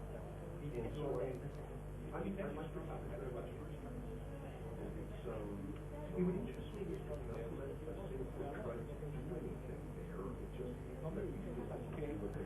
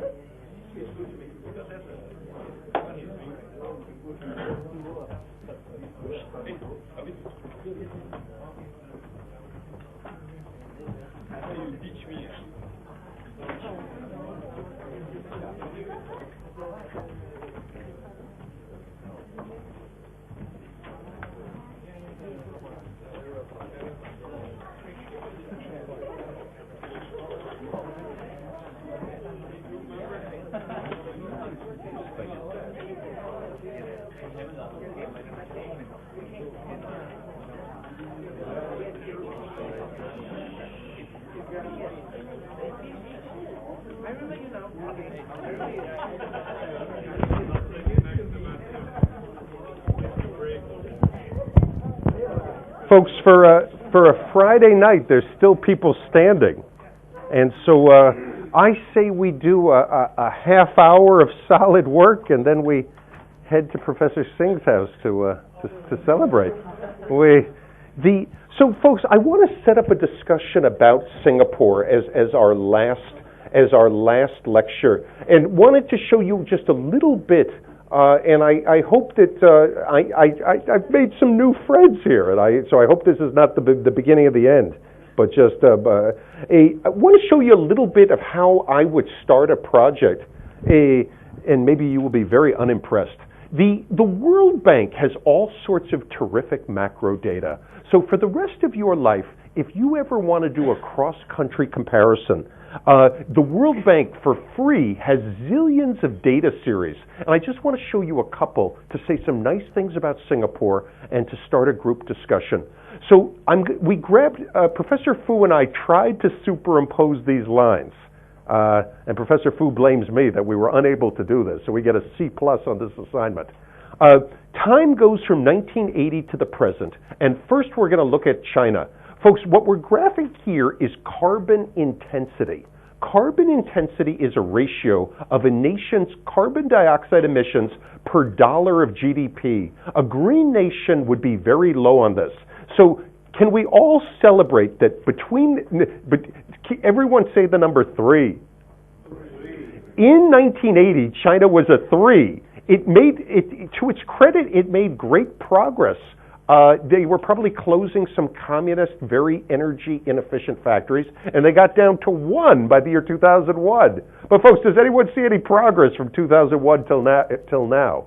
And so there's fascinating issues of a goal, as we said last night, in the last 10 years in China has been reducing carbon intensity. But at least in the case of China, 3 to 1 and then flat.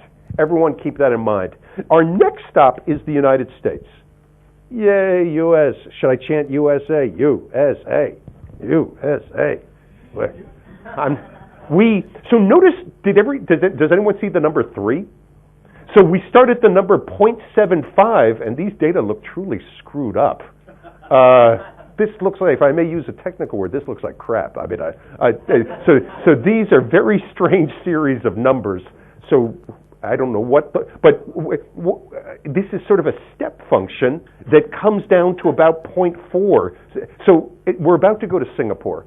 So the United States starts in 1980 at 0.75. Didn't China end at 1? So China went from 3 to 1. The great USA goes from 0.75 to 0.4. Now let's go to Singapore. But that's a weird looking sequence. So this project already stinks. Let's go to Singapore. Hey. Singapore starts at 1, but holy moly! Can we cheer Singapore? So too many syllables. Singapore. Singapore. So Singapore is kicking the U.S.'s tuchus of getting down here. So the U.S. minimum was at, I can't even remember, I'm getting so old. Was it at 0.4? Yeah. And Singapore looks like it's at 0.1. I can't remember what the units are, but these are the same units. And so to Singapore's credit, so let me ask my first question. Notice that during a time when China's progress stagnated, let's not ask what happened in the year 2004, even though we could. To Singapore's credit, and we get the same crazed lines, but starting in, would you say that's 1998? Between 1998 and the year 2009, to Singapore's great credit, its carbon emissions intensity has fallen sharply. Does anyone have a policy in mind for how? So keep in mind this is a ratio, carbon emissions per GDP. So if you grow much richer, the denominator is getting bigger, but if the numerator is not getting bigger as quickly, the ratio would fall. Does someone have some policies in mind for why Singapore's carbon intensity fell so sharply? During that period, we went through some economic moved from more, I think, manufacturing-based, more service and more financial. So that could certainly be part of this. Many energy scholars spend their life doing decompositions, asking how much of this progress is due to industrial restructuring. But his point makes perfect sense to me. Folks, other hypotheses? So if you grow richer, he's right, that increases the denominator, but that should have scaled up the numerator. Guys eating meat, guys driving. So this is a ratio. Folks, other hypotheses? So we've got the restructuring hypothesis. Actually, both of them are actually related. We went through this economic restructuring process, as my colleague said, and we shifted from lower value-added economies to higher value-added economies throughout our development period. And those newer jobs, those newer economies actually were more higher valued, and they actually contributed to more GDP growth. So that makes sense to me. And today we are going into R&D, we are going into biomedical things, which are actually very low in carbon emissions. And so on that point, during my stay, so let me ask a question, building on what Arthur just said. What share of the Singapore economy is oil refinery? So oil refining, is it 15% of the economy? You're not going to tell me it's 93%. Is it 106%? That was a joke. Can someone make up a number? So if Singapore actually got out of oil refining, it would interest me that this thing might get very close to zero, of just the oil refining sector being high carbon per dollar of GDP. And so, folks, if you were one of the leaders in Singapore's government, other policies you would introduce that you think might be cost effective to further reduce this? So we've mentioned the restructuring. I've wondered about the green city benefits for Singapore from reducing oil refining. Other policies that you would have us consider in Singapore to reduce the emissions factor? Oh, I agree in the short run, but that the land that it's used upon it would be used, could be used for other purposes, for industrial, for research parks and other activity. You are right that would be a slight leap into the unknown, but my bet that Singapore is a skills economy. I ask the question, how much of sort of the old economy must be relied upon? But you might be right. The thing about Singapore's strategy for oil refinery is that quite especially for such purposes? I've got one word for you, Sentosa 2. I like Sentosa. Professor Fu took me there for the best day of my life. And I am going to buy the oil refineries, knock out that stuff, and build Sentosas 2 and name it after Professor Singh. And so Sentosa was a great hit. I would bring my wife and son and party on Sentosa 2. And so with any scarce asset like land, he of course is right that it's being used right now for a profitable activity, oil refining. But I would challenge you as young intellectuals to show some imagination. If that scarce resource land, are there other uses which perhaps could be better uses for it? And if the answer is no, then the oil refining continues. But always consider your options as real estate experts. Is Singapore using its scarce assets for its highest and best values? And the answer may be yes, but that always has to be reconsidered is something I would ask you to consider. Folks, any other policies for driving this down, or we can head to our next series? Timpo? I'm not sure there is a substitution effect, because I think you look at early 1990s, they start the MRT line. I think the MRT line started operation around early 1990s. So I'm not sure whether there's a substitution between MRT and car. That's very interesting. So keep going, yes. They also actually imposed, they started the series to control the car ownership. So Do you support that policy? I'm not sure whether that happened. And so he, of course, is saying, as Singapore has emphasized public transit and raised the cost of private driving due to the fuel efficiency of buses, any policies that encourage bus over car would further drive this down. Do I have a series on gasoline consumption? So I'm going to head to my next series here to directly... Would somebody say something nice to the gods? Professor? Yes. Oil and gas, I think they only contributed 5% of Singapore's GDP in 2007. Oh, but I think they contribute a fair bit of CO2. So this is a ratio of CO2 per dollar of GDP. So if oil refining contributes 10% of emissions but 5% of GDP, if you knock out oil refining, then this falls. So I agree with you. Let me find my next series. We're going to add more. I think 5%, very low. Yeah, and manufacturing is 25%. Yeah, that's high. In fact, I think we're not more than 25% this year. We have the oil rich. Oh, brother. So, well, maybe that was my last demonstration. Take a look at all these series we have here. We could do coal rents as a percent of GDP. Well, this should be the highlight of your life. Let's take a look at this. We will map this.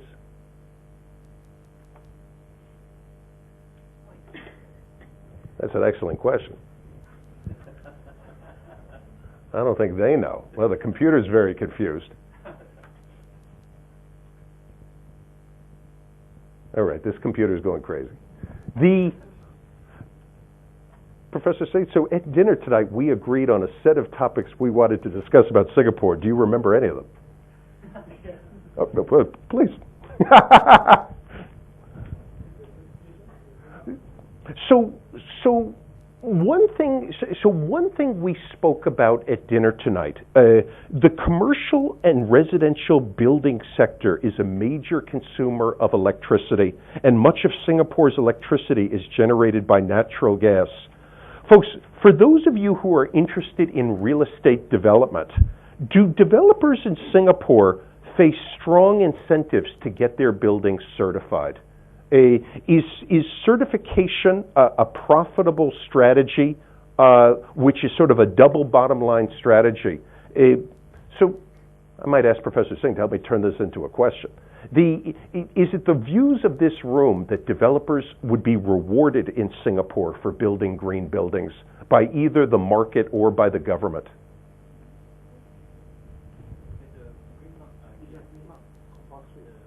So he says the green mark's now compulsory. So that's one way to get behavioral change. So what are the incentives that have been introduced?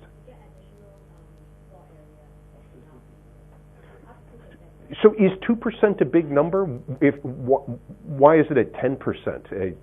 Or did the government decide that 2% was sufficient incentive?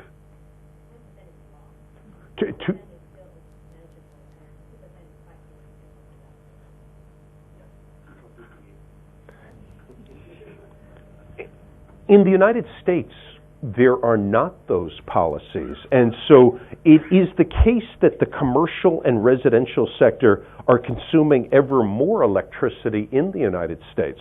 And so there is a question of how to, if you don't have carbon dioxide taxes, how do you incentivize businesses to build green real estate? We talked a little bit about that in one of our lectures of if tenants believe that workers are happier in those buildings, that would provide an incentive to do so. If owners of those buildings believe that they can sell them for a price premium, that would be another reason that would incentivize them to build green buildings. So do you feel that Singapore has the right policies for being energy efficient for commercial and residential buildings? Because the story that I've been told about Singapore is that this nation's strategy for reducing its carbon footprint is to be more energy efficient. So do you see, besides for this room, do you see any energy inefficiency in Singapore that has not been removed by the wise government?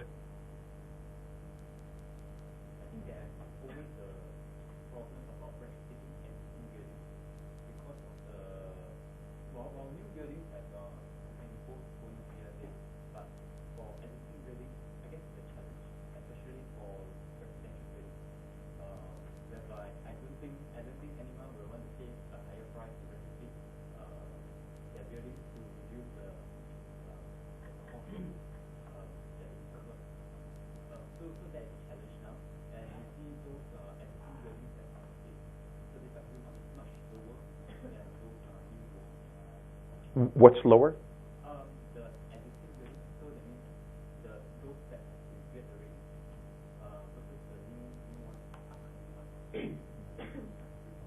So you're saying that new buildings that are Green Mark certified are much more energy efficient than existing buildings?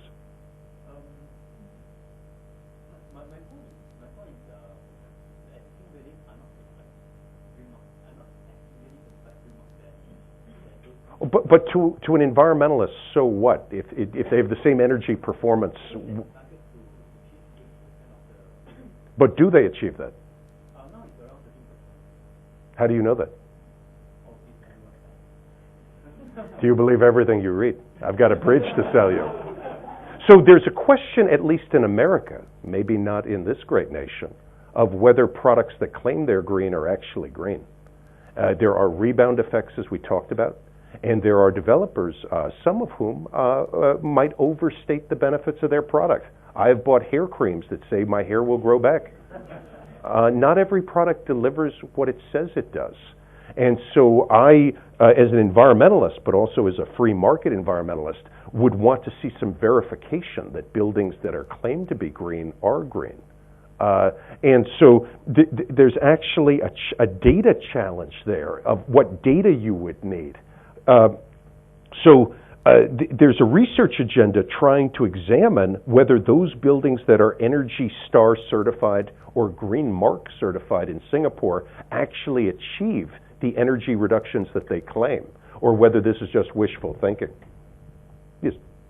I skipped class yesterday, but I had dinner with the president of the Singapore Green Building Council, and I asked him what he did, and he said that in their line of business, they did certification. So if you had an existing building that won the sexy image of a Green Mark building, you could put things into place, and then we'll come and certify. So where do you stand on my statement is this perception or is this reality? I don't know, after you told me that, now I'm thinking about it, it's a perception thing. And so that's possible. I am trying to be less cynical at the age of 47. I want to be more optimistic and less cynical. But so the way to if you allow the nerds to come in, and if you allow independent researchers to do a study, and you allow it to be published in the Straits Times, so to have a profile of, are Singapore's green mark buildings actually green? In the name of achieving environmental goals, while that might cause some short-run embarrassment if the answer is no, such a study is useful for there not being any buyer's regret. Okay, I think coming from a business perspective, I'm selling LED lights. So this is where actually the facility management of the shopping malls or the buildings itself, they actually limit the space area to a certain amount of energy that they can consume. So this is why you see a lot of retail malls, the shops itself, they have to change their concept like every 2 years, 3 years, and they have to use a lot of energy efficient items. And one of those shops that I worked on, they are actually limited to the certain amount of light that they can use, and because they're using the traditional type. So if they were to switch to something that is more energy efficient, and it can actually use more light and probably still be within the limited energy that they can consume. So that's based on the certification that was done by the relevant authorities, they are actually really achieving that kind of efficiency. So that's a nice data point, and and you make it sound like it raises the question of whether you needed the regulation in that case, that by setting that limit that would have incentivized these guys that they can have more light if they use your light bulbs. They would have had an incentive to do so, to work within the perimeters of that sort of budget constraint you just sketched. We're using a lot of more energy efficient things, even like the air cooling and also for the lighting itself. We use more natural lighting by having more open ceilings. And we had dinner the last 2 nights at this mall that has no air conditioning. Professor, where were we? We were not on Sentosa. Star Vista. There's photos of me with Superman, and and Wonder Woman. Yes, we should drop that. I forgot my point. And so that's an example of a mall that uses no air conditioning and is green. What would interest me is if it generates more business because it is green. While I've learned many things on my second trip to Singapore, I don't know if the people of Singapore celebrate being green, or if the government has said we need to be green and the people have said okay. And so does this mall try to celebrate you should eat here because you're being a good person when you eat here? But it's naturally ventilated, and it's an interesting experience. So it's an interesting use of green architecture to have an unusual experience. Folks, back to Singapore. Let's stay on energy efficiency for just a couple of more minutes. Can anyone point to things besides for this building that they think Singapore could do better? So we saw that Singapore has very good energy efficiency relative to China and the United States. But are there other policies you would adopt for this nation to do even better? Or is this perfect, except for the professors? Yes. I give you an example 2 days ago on how there are subsidies where you can buy gadgets that save energy. I did tell you that it's a variable speed drive, and in most malls that I go to, it's never set correctly, and in fact they're actually damaging the motor and shortening the lifespan of whatever gadget that was supposed to save energy for, because there's no proper understanding of how to use it. So let's talk this through, because this is a brilliant example of human capital. So let's set this up again. There are malls that have, I need your help one more time. There's malls that have devices that were supposed to do what?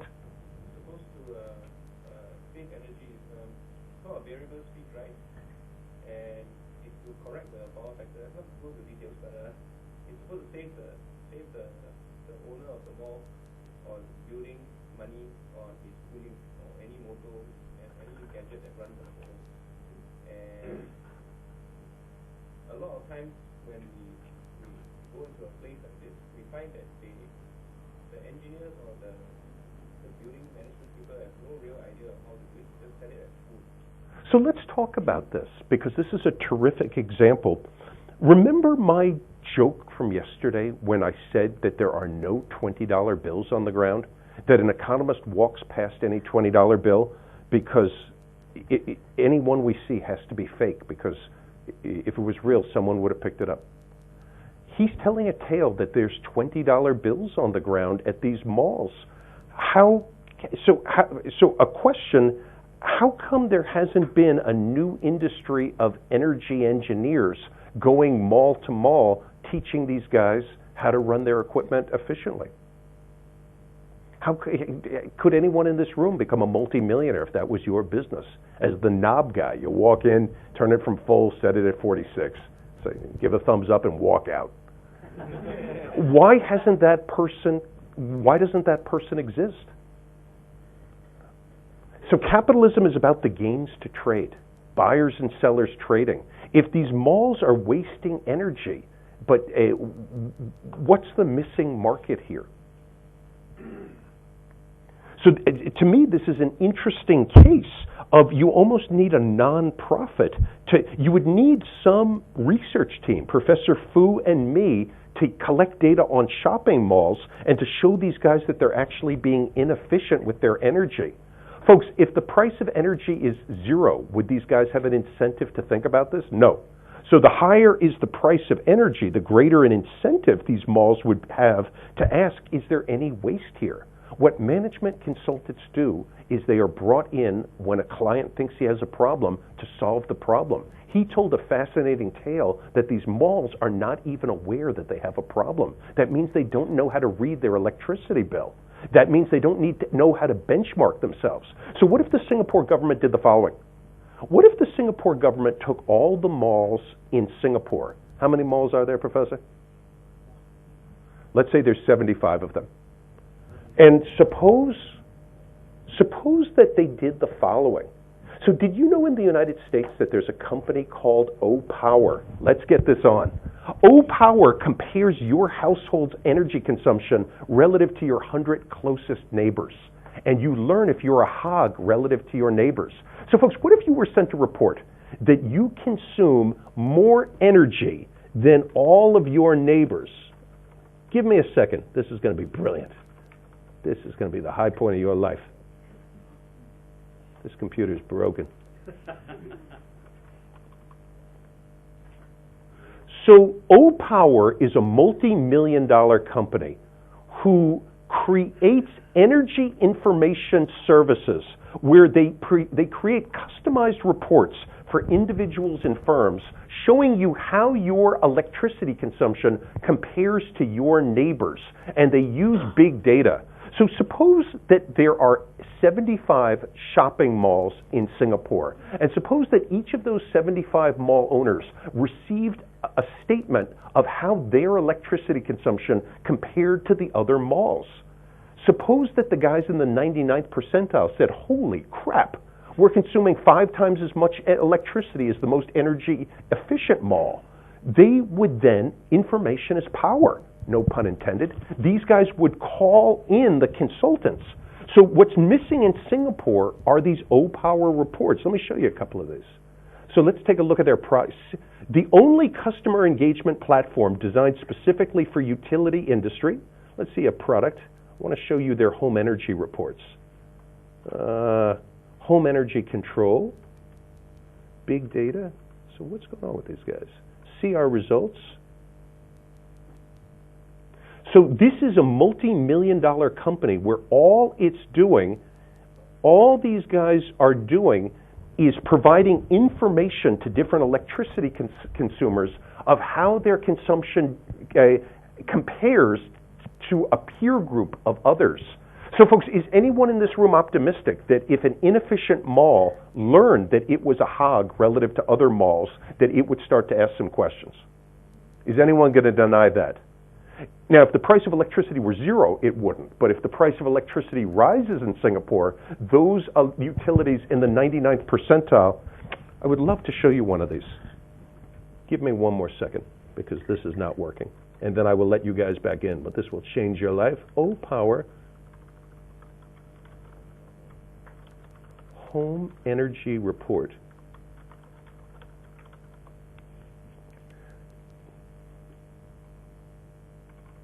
So take a look at this. Folks, get ready to laugh. Is anyone sober? They compare your last month's electricity bill, you versus your efficient neighbors versus all your neighbors. So this is a guy who got 2 smiley faces. You're great. Hey, you were supposed to laugh louder. So the units here are kilowatts consumed, and they are using they partner with electric utilities. They get access to all the electric utilities data, and they are comparing your monthly consumption, this little bar, relative to your 20 most efficient neighbors. So do you see you consume less than your efficient neighbors relative to all your neighbors? You use 36% less energy on cooling than your neighbors. Ha ha! Folks, what if this had been you used 94% more energy than your neighbors? The typical American would say, holy moly. And the typical mall owner might start to ask some questions. So in his excellent example, that mall had no one to compare themselves to. Nature abhors a vacuum. These capitalists, these running dog capitalists in the U.S., Alex Lasky's a Harvard graduate, and we used to be friends before we had a fight.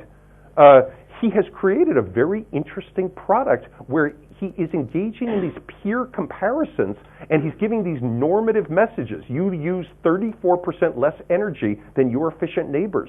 If Singapore's electric utility were to partner with some big data firm to produce these reports, this would be the way to signal the big energy hogs in Singapore that they can do better relative to comparable peers. They have an office in Singapore. Won't put it in work. Then we should go there tonight and find out why they aren't sending out these reports. So O-Power has such a company. This is how capitalism roots out waste. Because what he said could have been an equilibrium. So here's what happens in my fantasy world. O-Power sends out these reports to all the malls because they've been hired by the electric utility in Singapore to do so. Those who find out that they're hogs hire the green energy consultants to come in and to check the equipment and to make sure that people are trained. And using human capital, the waste vanishes. Questions? This is how capitalism works. But a necessary step is the information of how you compare. If I find that I'm fatter than all the other men here, I think about going on a diet. If I see that I'm losing more hair than all the other men here, I put on a toupee. You compare yourself, and if you're underperforming, you change your game. But you need to have a baseline of comparison. And so these malls might have no idea that they're hogs unless they receive one of these reports of how they compare. And so this is how big data is productively used. But the electric utility has to be willing to share those data to make these reports. So this company makes its money by partnering with electric utilities, using the electric utilities administrative data set to make these reports, and then mailing them out, and then doing an evaluation to see if receiving these reports changes households' behavior or changes firms' behavior. So, folks, but let's go back to you in our remaining minutes. Other energy inefficiency you see in Singapore, and can capitalism root it out? Yes? I just want to add back to this one. When we're seeing the product page, it says it's the only utility, only company that does utility-related data analysis, which is not true. There is a company called WaterSmart that does exactly the same, but for water in the United States. Yes, so this is not intellectual patent. Peer comparisons happen all the time. Have you heard of a curve? And so it's so absolutely. But notice my optimism. He pointed out a conundrum of a mall underperforming, being an energy hog. But the way you solve that problem is for management to be aware that relative to peers that they are consuming more, and that's a necessary condition for them hiring a consultant to solve the problem. And notice the only thing I needed government to do was to price electricity at a relatively non-zero price and to share its data with private consultants to send out these reports. And that's all that government was needed to do in this case to increase the energy efficiency. So there's always a question what the private sector can do on its own versus this partnership between the private sector and government intervention. There were a couple of hands. I'm just wondering whether there will be a behavioral effect if you see yourself as So you're right, and so he is correct that there's been a rebound effect. So that what you're right about is guys who get this often do increase their consumption, versus guys who get a frown could reduce their consumption. But those don't net out to zero. I believe that the frowns would be incentivized to reduce their behavior more, but your intuition is correct. And so when there's waste and inefficiency in capitalism, if the price of energy is high, then there's money being left on the table by wasting that money. That means there's a new green job available to that person who can solve that problem. And so again, one person's waste is another person's opportunity. If you can identify who's a client who needs your help, and if you can solve their problem, they should reward you by paying your consulting fee. Yes? Actually, the Chinese government now is supporting such an energy-saving company. I think their way is more feasible because they just for example, they carefully investigate a building and more, and the company will provide a project to tell them that I can save how much of your energy consumed annually, and you can pay me how much money. But the problem is that those malls, they just don't believe this small energy-saving company. So this is an element of trust. So to repeat his point again, for existing buildings, we know there's energy inefficiency like this one. So let's set up his example. Suppose that a small businessman came up to NUS and said, I can retrofit this room to reduce your energy bills, but I want you to pay me $500 for that. Would NUS hire this person? They may not trust this person. This person might not have a reputation. And so you get into interesting contracting issues. We talked about this the other night, about how to share the risk. For example, what if the consultant who fixed this room said, I will pay for the improvements in this room, but I get any money you save on your bill, I get half of that? What would NUS think of that contract? So there's always a question with energy efficiency of who bears the risk. A consultant would want to be paid up front and then say, hey, I did the work, I'll see you later, and then run off to North Korea. If you worry about that, you might say, hey, consultant, if you're so confident about yourself, why don't you pay for the job, and then we'll give you a fraction of the money we save.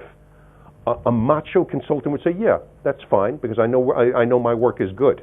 And so it's all a question of how you set up the contract.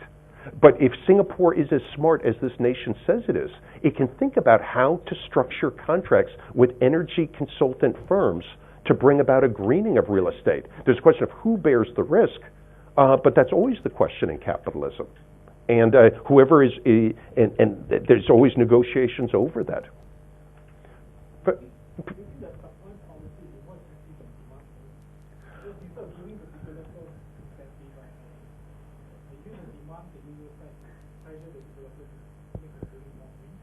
I want to hold my tongue on that. I actually don't know the answer. So in many literatures in real estate, there's open debates.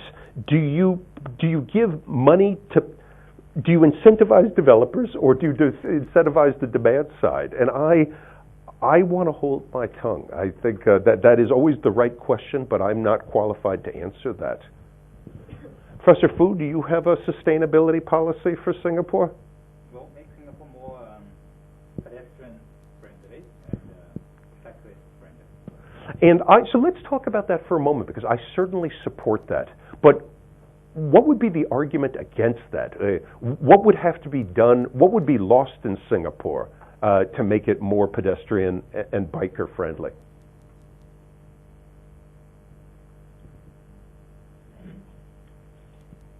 We'd probably have to shrink some road lanes. Would you have to remove any highway lanes? And so if road pricing is good enough, it's possible you could narrow car lanes and achieve this. So it's possible that because of Singapore's successful road pricing, that they maybe could remove some highway lanes and give those to bikers and walkers. That would be an interesting, it's an issue of the allocation of scarce space between modes of travel at different speeds. And so I actually think that's quite interesting. Folks, I forgot, Professor Fu said something very important at break. He pointed out a mistake that the Western professor made, and I think it's important for me to point out my mistake. Mistake's the wrong word. I was making an assumption in the first hour that I think we should talk through. Do you remember in my remarks that I said several times that if a city like San Francisco improves it, if a city like San Francisco in the United States, if it builds a green belt, that will increase the demand to live in that city? Folks, nobody asked me, and I didn't tell you, who are these new demanders. What I should have said is the United States has over 300 major cities, and if San Francisco makes itself nicer, people will move from another city like Milwaukee and will want to move to San Francisco, and that will increase demand. So in the United States, we have a system of cities, and there's free migration across cities. Professor Fu correctly pointed out that in the case of Singapore, there's only one city, and that there's control over migration. So Professor Fu made the correct point that I was bringing my U.S. view to Singapore. And so the correct statement of the issue in Singapore is the following. In a closed economy, and I realize that Singapore has immigration, but to a first order principle, Singapore's a closed economy, meaning people are not moving in. If there's an improvement in amenities, that's at the city level, that's not going to increase demand for the whole city. It could affect individual neighborhoods, but because there's going to be, because people can't migrate from San Francisco to Singapore, an improvement in Singapore's amenities is not going to shift out total demand. And so unlike a San Francisco, if the Singapore government improves amenities, it's more likely to improve everyone in Singapore's quality of life. While in the case of San Francisco, if San Francisco improves amenities, it's likely to price out the urban poor because there will be a growth in population as people move in from Las Vegas, Houston, and other places into San Francisco. So an important distinction in real estate has to be made of an amenity improvement in a nation, in a city where there are other cities in the same nation that can send migrants versus in a Singapore where there's a single city. And I think that that's an important point. And so folks, let's do this since it's almost past my bedtime. So can we all agree that green real estate is an important subject, but that there's lots more work to do? I'm going to give that young man the final question. Can you comment on the same thing that you compared, American cities where you have free migration from Singapore where it's an island state. So for a country like China where you don't have free migration across cities and you don't have free migration for rural suburban. So this is a very important point. In my work with Sichi, Professor Zheng of Tsinghua strongly believes that the hukou system is going to be, not sure what the right word is going to be dismantled. And so you are absolutely right that when China had the strong hukou system, the Singapore logic all goes through.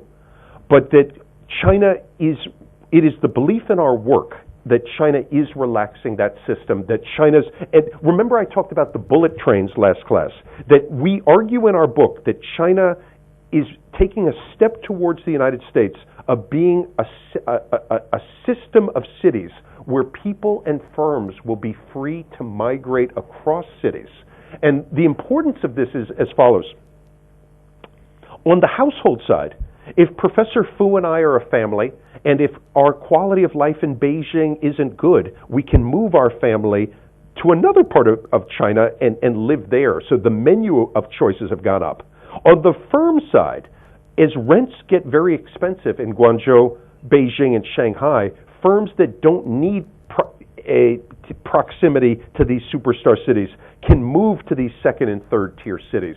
So a piece of our blue skies optimism in China is that there is going to be a greater menu of choice for Chinese firms and urbanites of what cities they locate in. Just because you had a hukou in some home city doesn't mean you're going to die there. You will be more free to choose of where your firm and where yourself lives your life. And that protects individuals and firms because, again, if you have a greater, putting Singapore to the side, if you have a greater menu of choices, you're less likely to be disappointed in this life. If at the UCLA, if I'm the only economics professor, people are going to suffer. But if we have excellent other professors, students can substitute to those guys, and it actually disciplines me, because if I have no students at all, the deans are going to yell at me, saying, why do we pay you so much to teach nobody? And I say, because you're a sucker. And it's but I would be in big trouble if all my students substituted away from me, and that incentivizes me to do a better job in the classroom, to show up, to wear pants, to be sober. And so competition is a good thing. It leads meals to be better, cars to be higher quality, professors to be higher quality, and it's our argument that mayors in China will do an even better job out of the fear of losing population and jobs if they don't provide public goods. And so that was a long-winded way of saying that we argue in the book, and perhaps we're wrong, but we don't think we are, that China will benefit from embracing the system of cities. Singapore, to its credit, has built a great city nation with just a single city. But that there are benefits of being a single city, but such monopoly has consequences also. But Singapore has done great things with a single city. And it's Professor Fu, final thoughts? I wish everyone a good night. And you know where to find me at UCLA, and I encourage you to email me with questions and comments, because there's a lot of work left to be done on green real estate. But folks, thank you very much.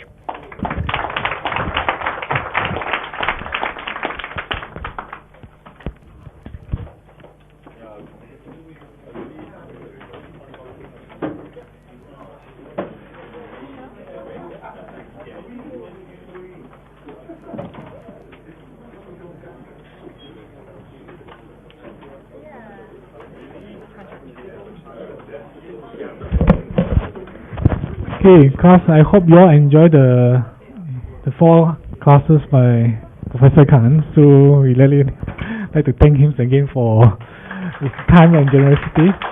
So please give us your feedbacks on the classes. So we hope we'll be able to bring in more excellent professor like Professor Kahn for in the future, to supplement out our teaching here. Right. Please return.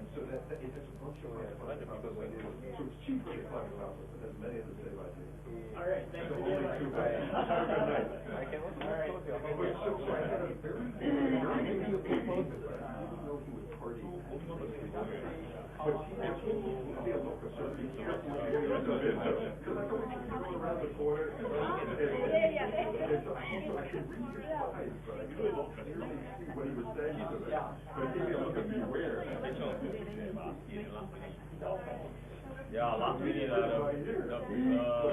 box get power so you can get out.